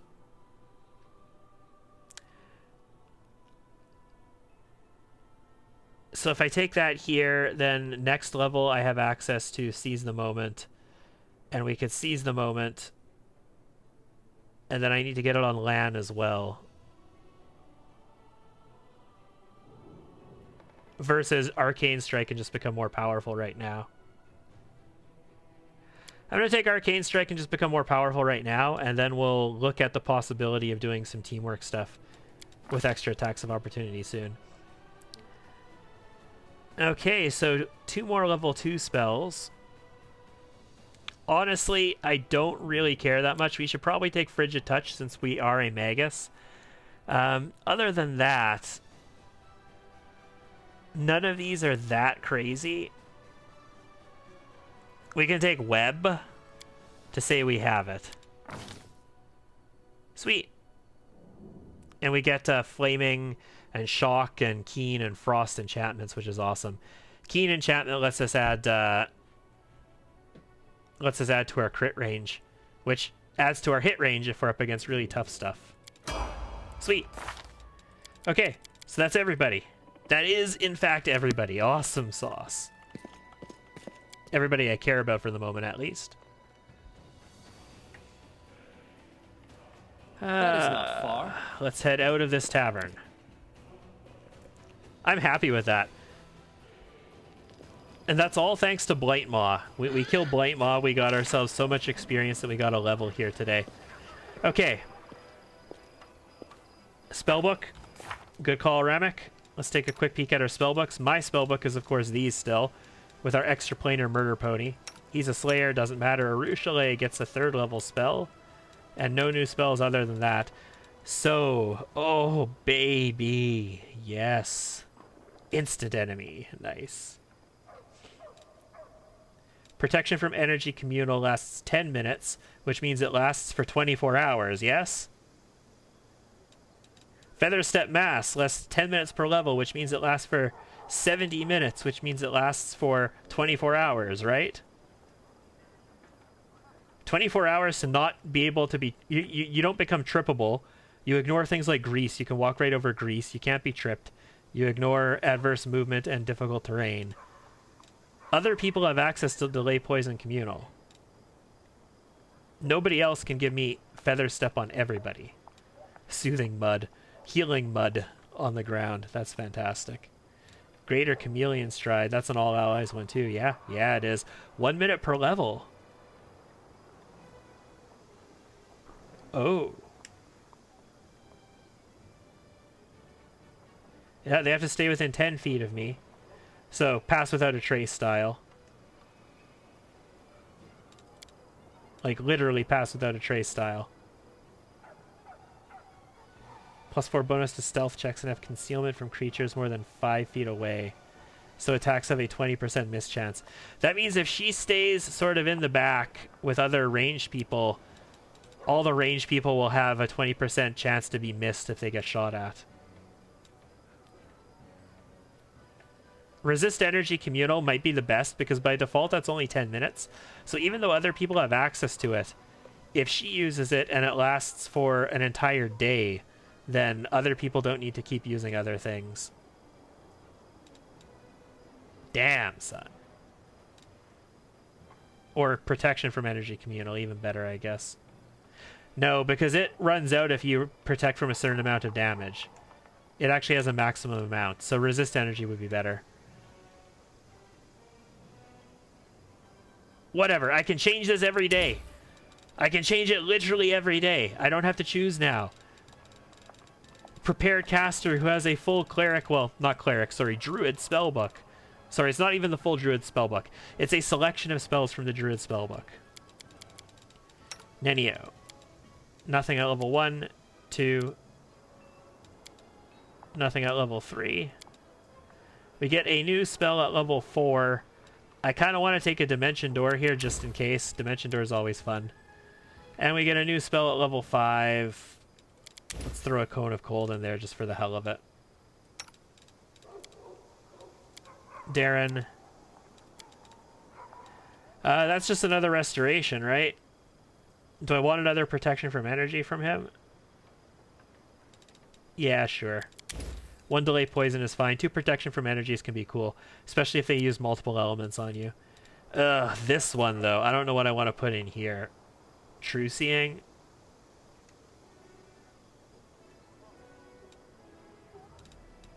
Like, there's a lot of good level 5 spells, don't get me wrong. I just don't desperately want to put any of these in there. These are personal spells. Spell resistance. Spell resistance equal to 12 plus my caster level, so 22 spell resistance. I mean, that could be useful. Would be better if it was greater. Do we want to just summon another large elemental? Yeah. Let's summon 2 large elementals.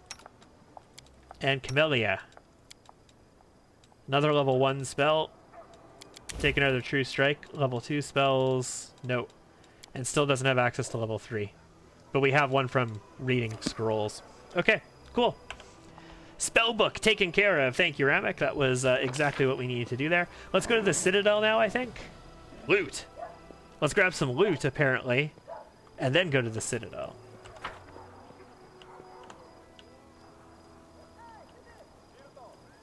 What loot is this? Okay. And what's this? One of these boxes, perhaps? Is that another book? It's another book! 2 books today, Ramek. Night of the Witch by Maki Vanos. Damn right it is. Okay. We are an hour and a half in, and we've taken care of business in Dresden. Like I said, if this was a normal day, I don't know if we'd be getting to any adventuring today. But there's still a lot happening. I'll go ahead. And I'm glad I purchased things ahead of time, otherwise we definitely wouldn't be going anywhere today.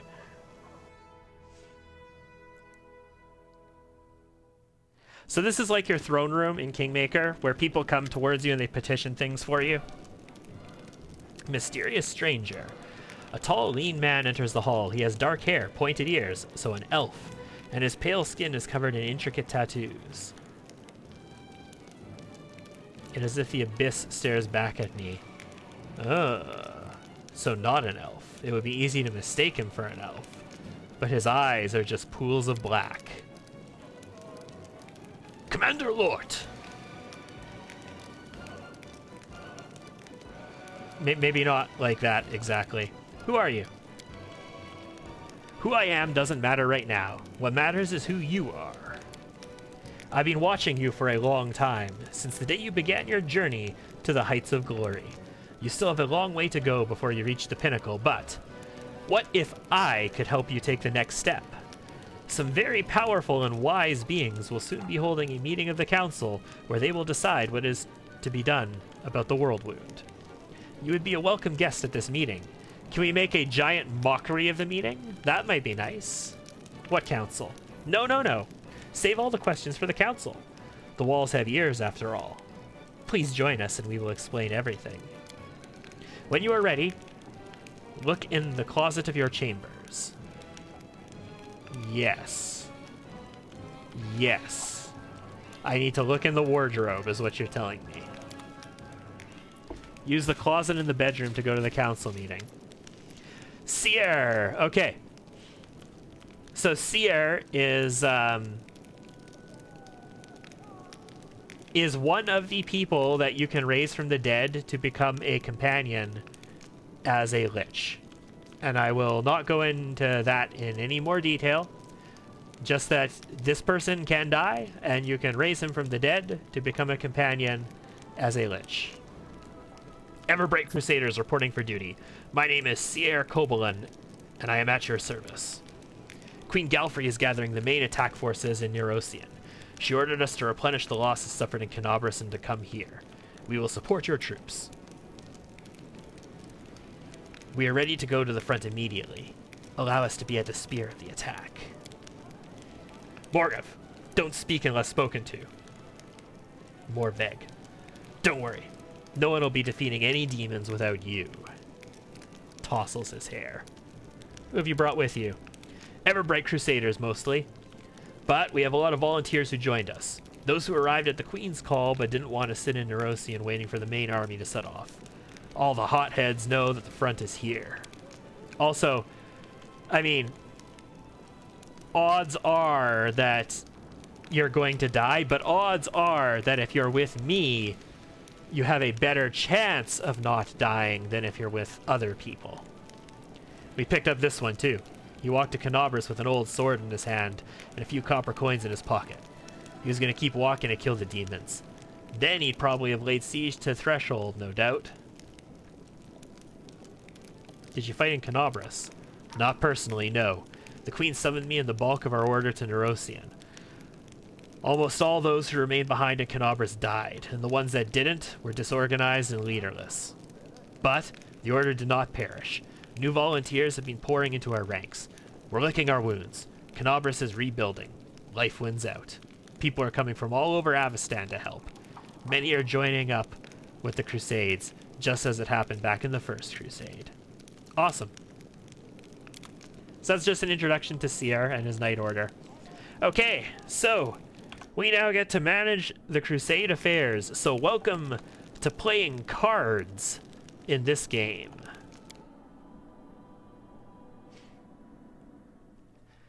So depending on what mythic path you're on, there could be all kinds of different projects that you can do on this this screen here. Some projects will lead to options for you to do things like upgrade your troops and all that kind of stuff. We can build upgrades in the city of Dresden itself, like different kinds of buildings inside of it, so that we can recruit people at a different rate. Developing each of the Crusade stats opens up new options that empower your armies. So same thing that happened in Kingmaker when you would get your rank up in a certain thing. You know how that advisor would come to you and talk to you about, hey, like I have this thing that you can do that'll give you this bonus or whatever, and it'll also open up a thing to rank me up. Well, you know, you do stuff and now all of a sudden you can get marksmen instead of archers kind of thing, or you get the option to choose what you want to get. Recruit both trainable and mercenary units to improve the military stat. Logistics focus on the economy and construction. Diplomacy focuses on establishing contact with mercenaries and foreign nations. Leadership focuses on morale and army generals. Awesome sauce. And yes, this is just the currency points that we need in order to do stuff. So we'll take a look at building stuff in a moment. What we want to do is establish some councils. Where were they? They're in decrees, right? You can only have one of your decrees issued for each of the Crusade stats at any given time. So that being leadership, logistics, diplomacy, and military. Outpost, military tribunal, studying the Sword of Valor, forming a staff council, forming a diplomatic council, a military council. Yeah, so we want to start forming some councils is what we want to do. Requires 1 day, so we'll form a military council.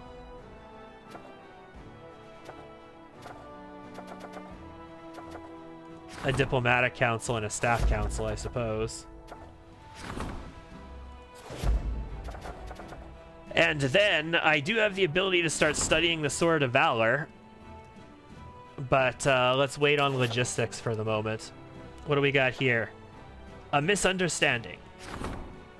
A special messenger from Galfrey was delivering a missive to Dresden and ran into a sentry patrol by accident. The soldiers took the messenger for an enemy and attempted to search him. Was he a demon? Was it a Ruchelet? Which ran contrary to the messenger's instructions. The sentries were killed, and the messenger has arrived in Dresden, now awaiting the commander's judgment. You know something is shit when a messenger has orders and your sentries stopped him and he killed them because it was against his orders to reveal anything to them, and then he kept coming to you. The messenger did everything by the book, so you get some logistic points. Crusade morale reduces by 20. We could say the messenger committed a crime. Increased by 30, deduct logistics. The path of Eon, so the justice path. Or we can accuse the messenger's superior officers. Adds leadership experience. Crusade morale increases. We lose logistics points. What's our morale at? Oh, I can't mouse over it right now. But I have triple greens at the moment. So I'm almost tempted just to take a morale hit because, you know what? No. If I was a lawful character, guys, if I was playing the lawful character right now, I would say the messenger did everything by the book. But I'm going to pull like a courtroom drama bitch at his superior officers thing here. Damn the logistics loss. The Queen's servants think they have the right to kill Crusaders. Socio blame the officers from the capital for this tragedy. Claimed that the messenger was given poor instructions and publicly demanded that the crown compensates the families of the deceased. Nice. We have some authoritas. An army of thieves. A large group of suspicious individuals has arrived at the gates of Dresden. They wish to join the crusade. Officers have recognized a number of thieves and murderers among their ranks, and it seems that the newcomers are only interested in spoils of war, should they be accepted. So we can accept them, and we get 6 rogues and 8 bandits. I mean, who gives a shit? We can send them away, and we get 750 diplomacy. We can arrest them, and 4 convicts are recruited. So, you know, convict brigades. I love it. Nice to have. We don't have the Path of the Lich. Oh. Dude, can I kill them and raise them as skeletons and zombies? Oh, that would be nice. Or we can accept and take care of them. We unlock the Raising Heroes decree.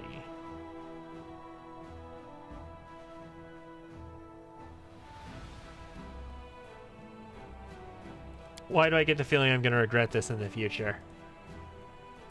Arushale is certain that service in the Crusade reforms thieves, so she has assigned experienced officers to guide them. Along with combat training, they teach the bandits about honor and valor. Okay. What else do I have for decrees that are available at the moment? So these ones are... I don't have enough points to do it. Like, I don't have enough resources to make these happen. Outpost to Bastion expansion. Yeah, okay, we need to...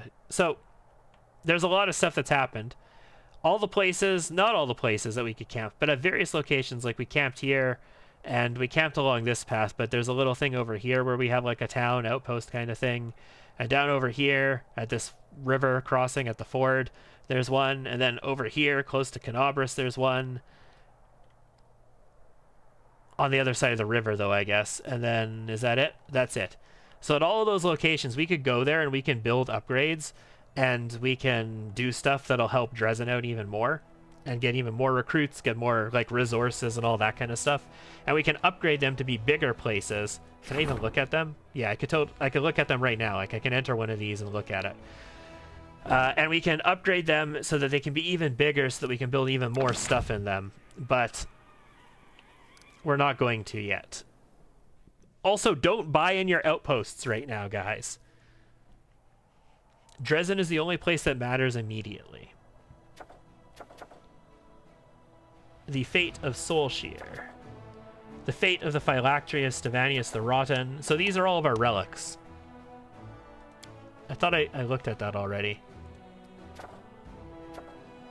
The fate of Chillroar's Hide and Husks. The fate of the Crest of the Fallen Knight. Yeah, so these are all the relics that we have. We can have a skilled craftsman do something to them. So we do want to do that, but not yet. Oh, do I want to start studying the Sword of Valor, guys?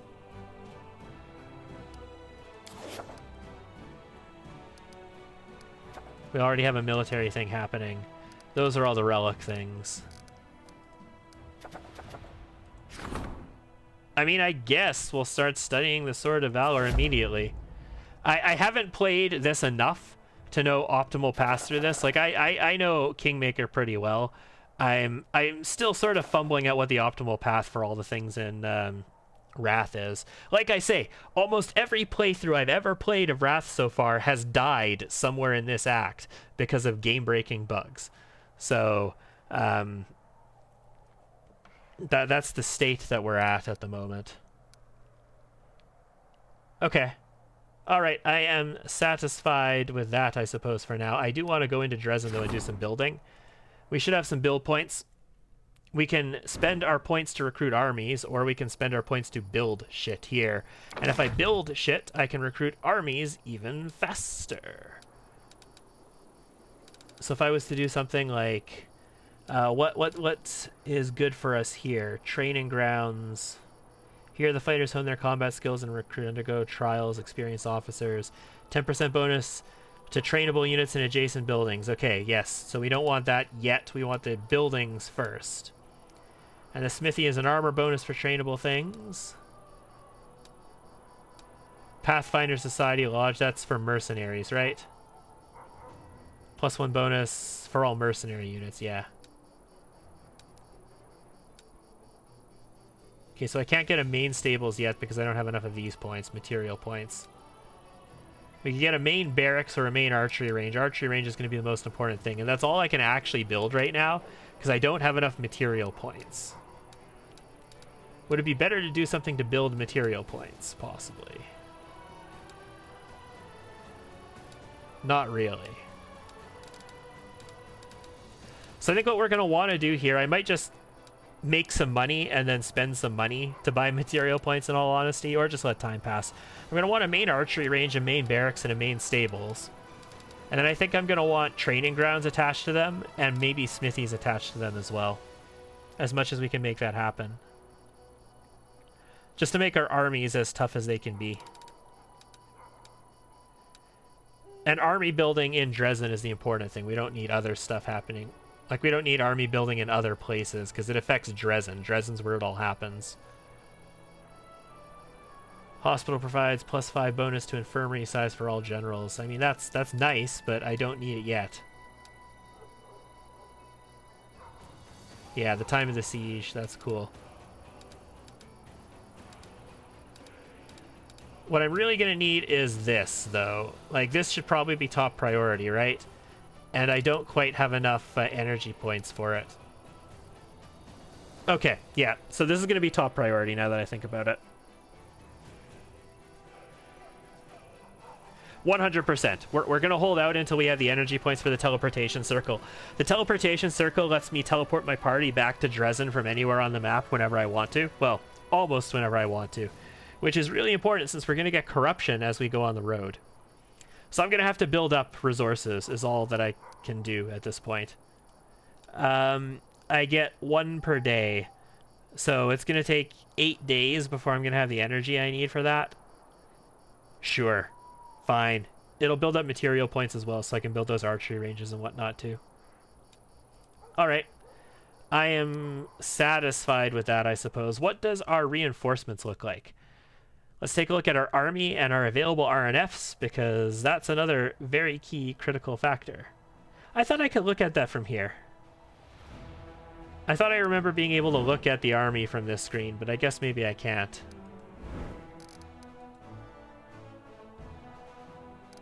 I guess I just can't. Okay. I guess I have to leave in order to make that happen.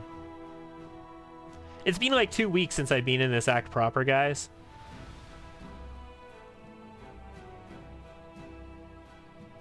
And even the other games that I'm playing, like sort of on the side, are at totally different places in this game, so. Alright. Anything that you guys have to say to me right now? Look who it is! Hi! Did you find anything out about Monago? Nope. 0. Zilch. Lovely. We have more interesting questions. I wonder how she teleported from the city. Well, I mean, I didn't see her teleport from the city. I saw her yeet herself off the balcony, like this very balcony right here. Although you guys were all there in that courtyard, like that's where we fought that other demon. Like you were all standing there waiting for me, so what happened when Monago jumped off of the...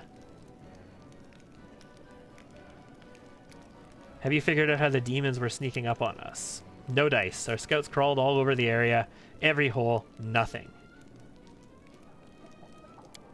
My only lead is a few scouts who didn't come back from the gorge to the southwest. Yeah, I already heard about that from Beth. We will take a look. Okay. She gave us a little bit of a hint towards that, though, so cool. Beth. Hail, Commander. We need to talk about what happened during the attack. She flew off on a cloud. You think so, Ramek? It's possible. I mean, if she was a druid, I would actually buy that. I was shamefully weak-hearted. The battle for Dresden is a black stain on my honor. I don't know what came over me, but I don't deserve to be a knight. Still less a commander. You're damn right. But you know what? I'm a track star. And I'm all chaotic and whatnot.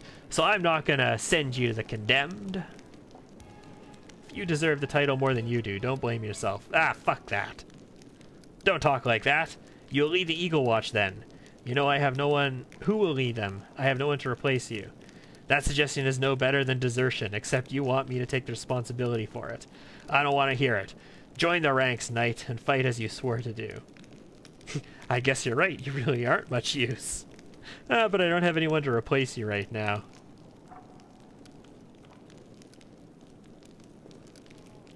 It's ironic that we have better diplomacy than intimidate. I don't want to be diplomatic, though. Yes, I swore. To the goddess and to the queen, my faith and abilities may be weakened, but I can't turn my back on the vows I made. I will do it because I must. Damn right you will. Somebody in this city needs to be lawful while I go off making a mockery out of this war. How's the Eagle Watch? Everything's going well. New event, orders to Erebeth. I mean, I don't have any available thingamabobbers, so it's gonna have to wait, but okay. Of course, there were many who weren't happy about it, but it's not my job to make people happy. It could be. Wow. Okay. He hasn't disappointed. Alright. So we got caught up there. Regil! Regil, me little buddy. How you doing? Knight Commander. It's good you found time to meet me. There's a matter of some urgency I must discuss with you. It was incredibly interesting, the power you and your companions received during the fight at the Grey Garrison. And now my interest has been gratified. The power your companions received has passed on to me as well. It manifested after my usual evening reckoning. He has a usual evening reckoning, ladies and gentlemen. You know, some people, like the religious type, have an evening prayer. Some people go for, you know, evening exercises or have a canasta game with their seniors' home buddies. But Regil has an evening reckoning. I believe I now present a true threat to the creatures and initiates of chaos. The imprisoned cultists we kept for certain observations experienced this firsthand. Fascinating. Striking, isn't it? Divine intervention at a critical moment is rare, but not beyond imagining. But in this case, part of the power that you received through this intervention has passed to someone who joined you well after the fateful moment had passed. Evening wank, yes. That is also a perfectly acceptable tradition, Ramek. An evening wank. Now I'm just imagining Regil in his full Hell Knight armor because he can't abandon his armor. It's like his. Oh man. Is it taller than he is? Nope. Nope. Nope. This line of thought is ending right now. It seems to me like you're trying to find some pattern even in this. What if a miracle is just a miracle? We'll be a little less aligned in this. It will help us in our mission, and that is good. Sensible pragmatism. One must always be pragmatic. In any case, this is shallow philosophizing. We must have some questions for me. The ultimate chastity belt. No, man. Nah. He's got his ways. Even with full plate armor, he's got some tricks up his sleeves. Or down his pants, or whatever. Okay, thanks for speaking with me. Until next time. I know the way. Let's go take a look at our bedroom real quick. So much bigger than... A book! I'm gonna steal my own book. Sarkoris Lost. I was like, is the rest button not here? Like, did the game break? Do we not have a rest button again? Alright, let's stash Radiance. We don't need that until the next upgrade comes. That's going to be a little ways away. That's our letter from the Queen.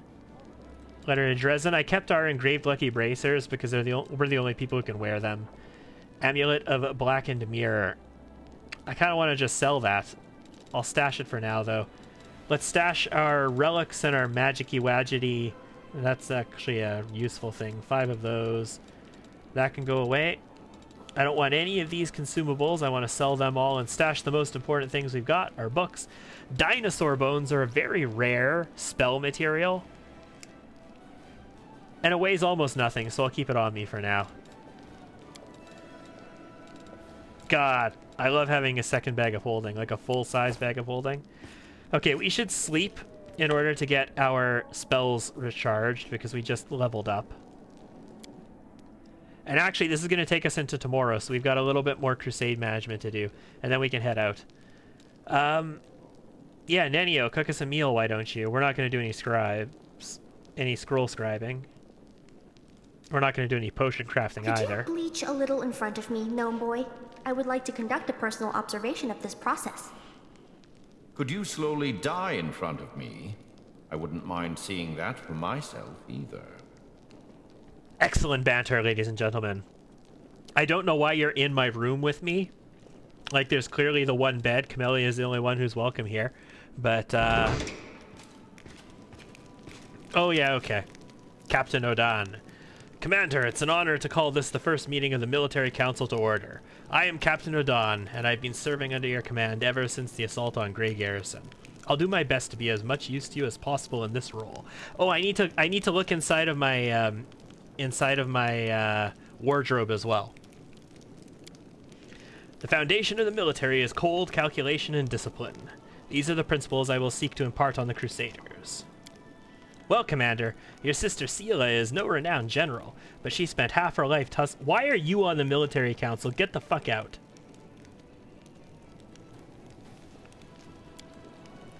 Like, we've already established that Sela is meat for brains, right? Why is she on any council other than the meat for brains council? The first issue of the military council's agenda is the reorganization of troops. Yes! Our infantry has been bled dry. The forces Her Majesty granted us were enough to take Dresden, but we need more troops to hold it.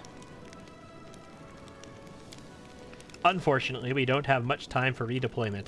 Our scouts report that a powerful Baylor, Koramzada, is already preparing a retaliatory strike on Dresden, but we can rely on freshly conscripted Mendevian soldiers. They may not have the skills, but our strength as always lies in the numbers. No, I expect our strength to also lie in the skills of the soldiers in time. We can't throw everyone into the meat grinder. No fucking shit, meat for brain. We need to select the best. The death count is always highest in the infantry. Its purpose is to serve as a shield. It would be wise to invest our resources in hiring and training heavy footmen with shields to ensure maximum protection, even if it limits their mobility and makes them less threatening to the enemy. Okay, so we can hold a contest to select the most proficient warriors, and the main barracks will provide recruitment of champions, powerful shock infantry, so footmen will become champions. We can put our faith in the tight formation of shield bearers, so we will get shield bearers, staunch defensive infantry. Footmen are promoted to shield bearers. So they're very tanky, they don't do a lot of damage. I intend to have the majority of our damage come from marksmen and things like Scorching Ray and Fireball and stuff like that, but marksmen primarily, so that's a possibility. Let's fill our rank with new recruits. The main barracks provide weekly recruitment growth of conscripts, poorly trained but cheap and numerous infantry. Footmen are promoted to conscripts. So this is our footman upgrade. A lot of people swear by shield bearers or champions. So champions for the damage potential, shield bearers for the standing there and not dying potential. In all honesty, footmen do dick. Like, even if you have like 700 of them, they do like dick. So I don't mind using shield bearers. I don't really feel the need to move them around a lot. What I really want is marksmen.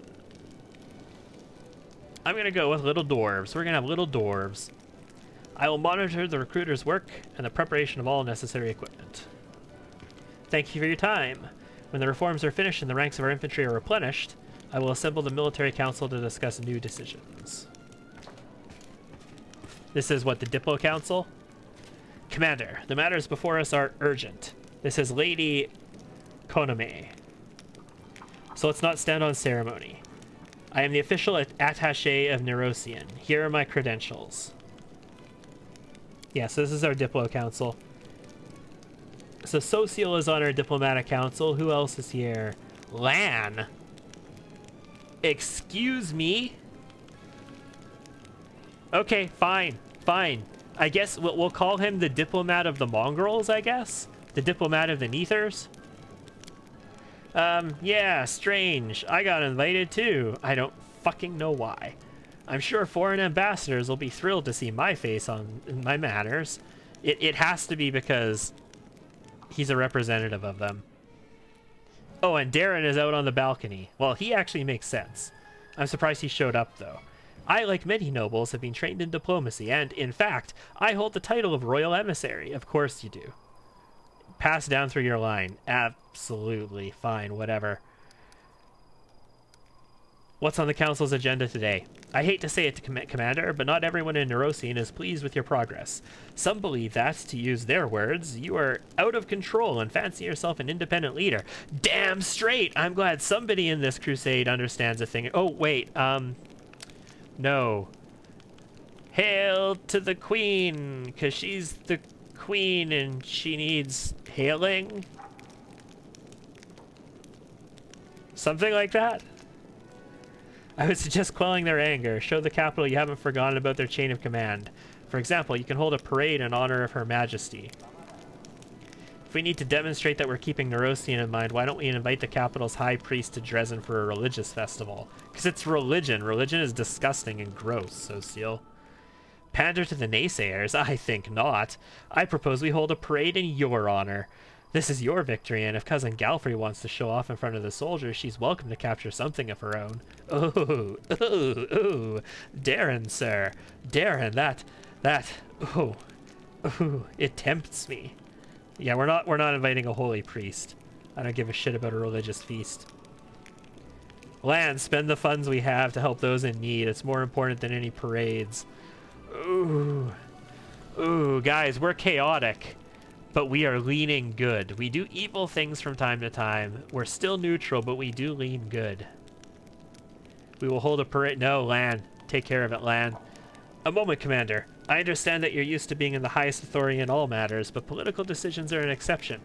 I am a professional in this field. You are not. By ignoring my recommendations, you are not only deliberately seeking conflict with the capital, but disregarding common sense as well.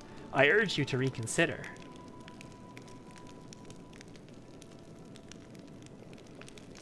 I mean, there are other people on this council.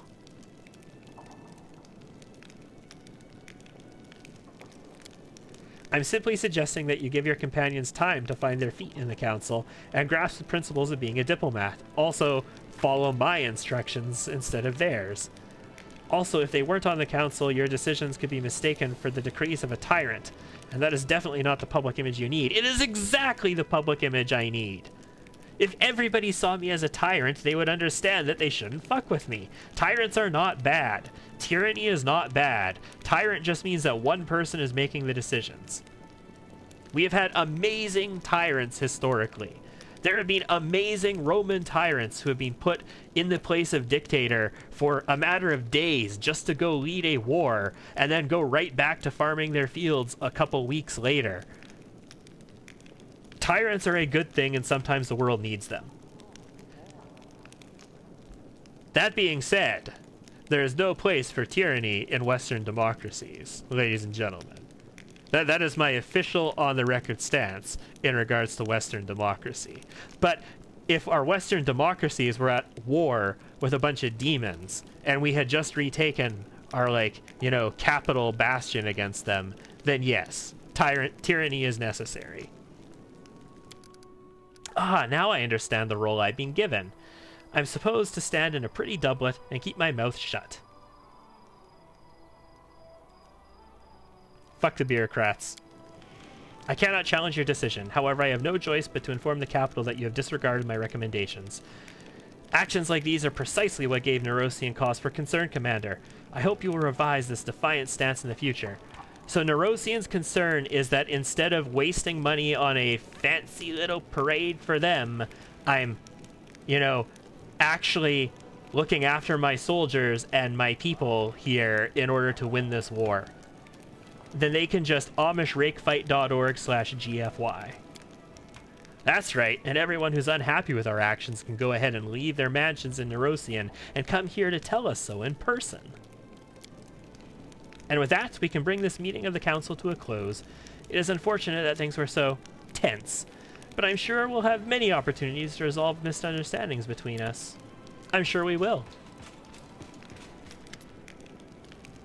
Captain Harmaton. This guy is an Oread. Oreads are a race in this game. Unfortunately, we have no companions at this point who is an Oread, but cool. Hail, Commander! Captain Harmaton, chair of your staff council by order of Her Majesty Queen Growlfrey, here to deliver a report. See, I take the people in charge of my councils at Galfrey's orders. I don't make my own council with people running them. Seela again? Meat for Brains is on 2 of my councils. Drawing on my experience as a paralictor, my advice is to maintain calculated moderation in every regard. Well, thank God you're here, Regil, because I need somebody to temper my chaos. Oh, he's back again, too? I'm doomed to be your advisor. Well, I guess he is literally supposed to be my attaché. But you know what that means? That you're doomed to listen to my advice. Commander, permission to report. We've encountered a problem. Although we're still getting volunteers, we're now seeing cases of desertion. Damn! Hang them! Crucify them! Many who joined the Dresden campaign believe that their duty has been fulfilled with the victory, and they are not keen on staying in the garrison. Those from Canobris wish to return home and rebuild their ruined city. Lastly, there are those who are afraid of lingering in a place where demons might show up with a retaliatory expedition at any moment. My suggestion is to improve living conditions for the privates. Raise their pay, give them extra rations, and reward those who have distinguished themselves on the battlefield with commendations and gifts. Soldiers don't want to leave armies that appreciate them. Okay, so Seela, you know, having some sense here, but still being a meat for brain. Most of the Crusaders are volunteers, but they have no right to subvert military discipline. That kind of attitude is tantamount to treason. Damn straight. You know, you can come and go to some respects, but while you're here for your tour. And while you're here on your tour, you follow my orders. And if you don't follow my orders, I probably just let you go because I'm chaotic. Or maybe I crucify you, I don't know. We have to identify the instigators, arrest them, and administer harsh punishment to make an example of them. The problem is quite simply solved with coin, but handing money out to privates is practically throwing it away. We need to pay the officers handsomely. Okay. So, Seela wants us to get priests and paladins to raise awareness. Glory to the heroes. Regil wants us to hunt down the mutineers. Darren wants us to bribe the officers, and Captain Harmaton wants us to distribute provisions.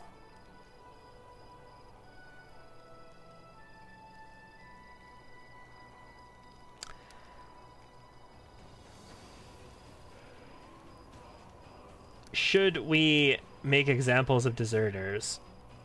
Perhaps not. My personal thing would be, yes, let's make examples of these deserters. But this character, I think, would probably, definitely not the priests and paladins, that's for sure. I think this character would bribe the officers, honestly. But we do lean good. We do lean good, so let's pay the privates. At once, I'll distribute the pay of rations right away. Thank you, Commander.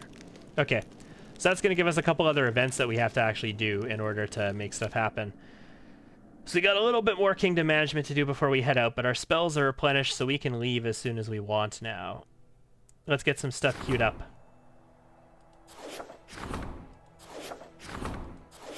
Alright, so we're studying the Sword of Valor. I can raise heroes. That's going to take some... Oh my god, no. No! 6 paladin and 6 marksmen are recruited at the commander's headquarters. Orders to Irabeth. Required military, 7 days to complete. Irabeth has appointed squad commander in the vanguard.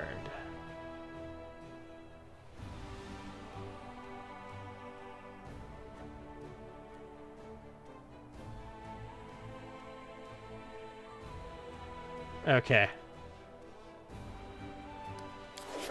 That at least isn't going to cost us anything. And then we have our military tribunal. Once a traitor, always a traitor. Now that Dresden is free, the commander's advisors finally have the opportunity to carry out this order. So all units gain military tribunal. Chance of skipping action due to negative morale reduced by 5%. Cool. I mean, I don't need that immediately, so I'm not going to worry about that too soon. Relic stuff, no. And that's just orders to Beth. All right. All I'm going to do right now is issue orders to Irabeth. We're going to issue that decree. And I still need more energy points. So I need 7 more energy points before I build anything. I want that teleportation circle first. That is the absolute first thing that I want to pick up. We got 16 people here with us today. Nice to have you here. I am absolutely pleased that you're along for the ride. By all means, if you want to discuss things, I love to see the chat. It's always a lot of fun interacting with people. Ooh. Our wardrobe. We need to look in our wardrobe. Are you ready for some track stars? The absence of answers is an answer too. Apparently 4chan is adding quotes to us.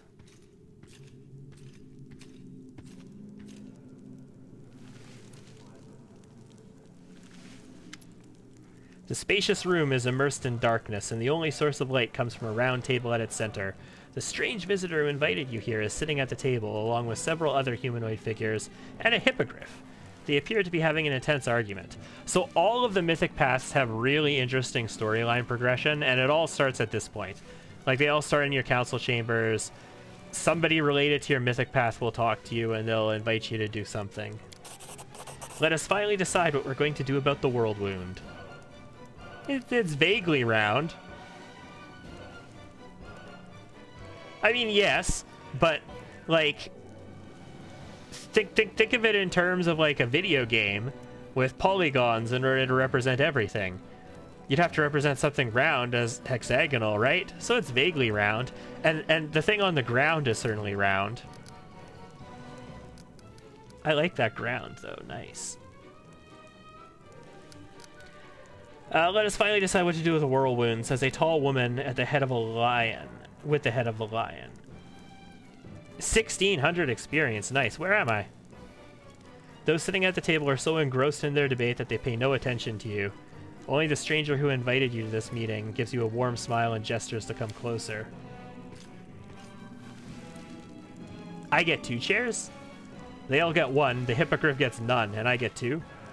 Furr. Nice. Breastplate with Abadar's key. Typical old cob, but you suggested this about 700 times. We can't just bring the army of the Axis there. A plane on the outer sphere dedicated to universal law. Excellent. Even if Abadar happens to allow it, all the gods, not to mention the demonic and imperial lords, and perhaps even the eldest, all of them will want to take part in the brawl. The world wound has expanded once, and this plan will stretch the holes between the planes even wider than Nocticula's, never mind. In short, the civilization we'll love so dearly will be pulverized into a bloody mess. Nocticula's what is wide, sir? Sokoth Benoth. Chadali. Ugh. Holes, bloody messes. Sokoth Benoth. Why do you always need to say such horrible, nasty things? Look at things with more optimism. Why are you so certain this is what'll happen? I think I agree with Chidali.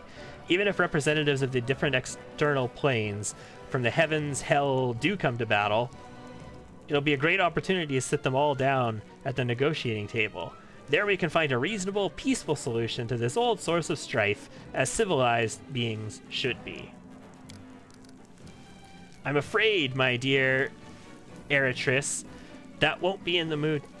They won't be in the mood to talk. Man, I'm just messing with these people's speech patterns right now. Oh, look who's there. Look, we have a guest. This is the one I told you about, Commander Lort, leader of the current crusade. Don't you think it's time to listen to what the mortals have to say about this mess? Go on, speak, share your opinions with us. Sooner or later, our army will triumph. Until now, we've been trying to overpower the demons without success. Negotiate. I don't know how we'll win. I only know we can't lose hope. The army is powerless. Only a legendary hero can defeat the whirlwind, and one stands before you now. There's nothing can be done about the whirlwind. We are doomed. Damn. I was hoping one of these would be more chaotic. Terrible thought it may be. I'm afraid he is right. You brought us an interesting guest. Very, very curious. Anyway, let's return to our guest. As you can see, he is an extraordinary person. We should have invited a mortal to the council from the very beginning. They could have helped us see things from a different perspective. Perhaps you're right. After all, mortals dwell in close proximity to the whirlwind, and deal with it constantly.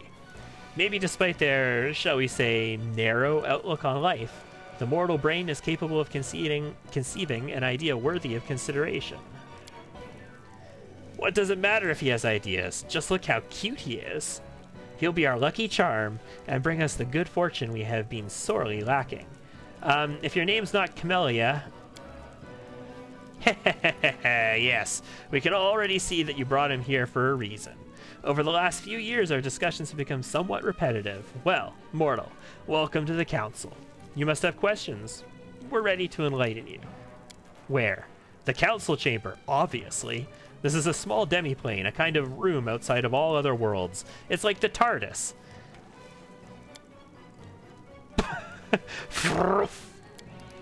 Yes, I was just about to say, kindly given us by Avatar's attendants from his collection. This person has turned your closet into a permanent portal.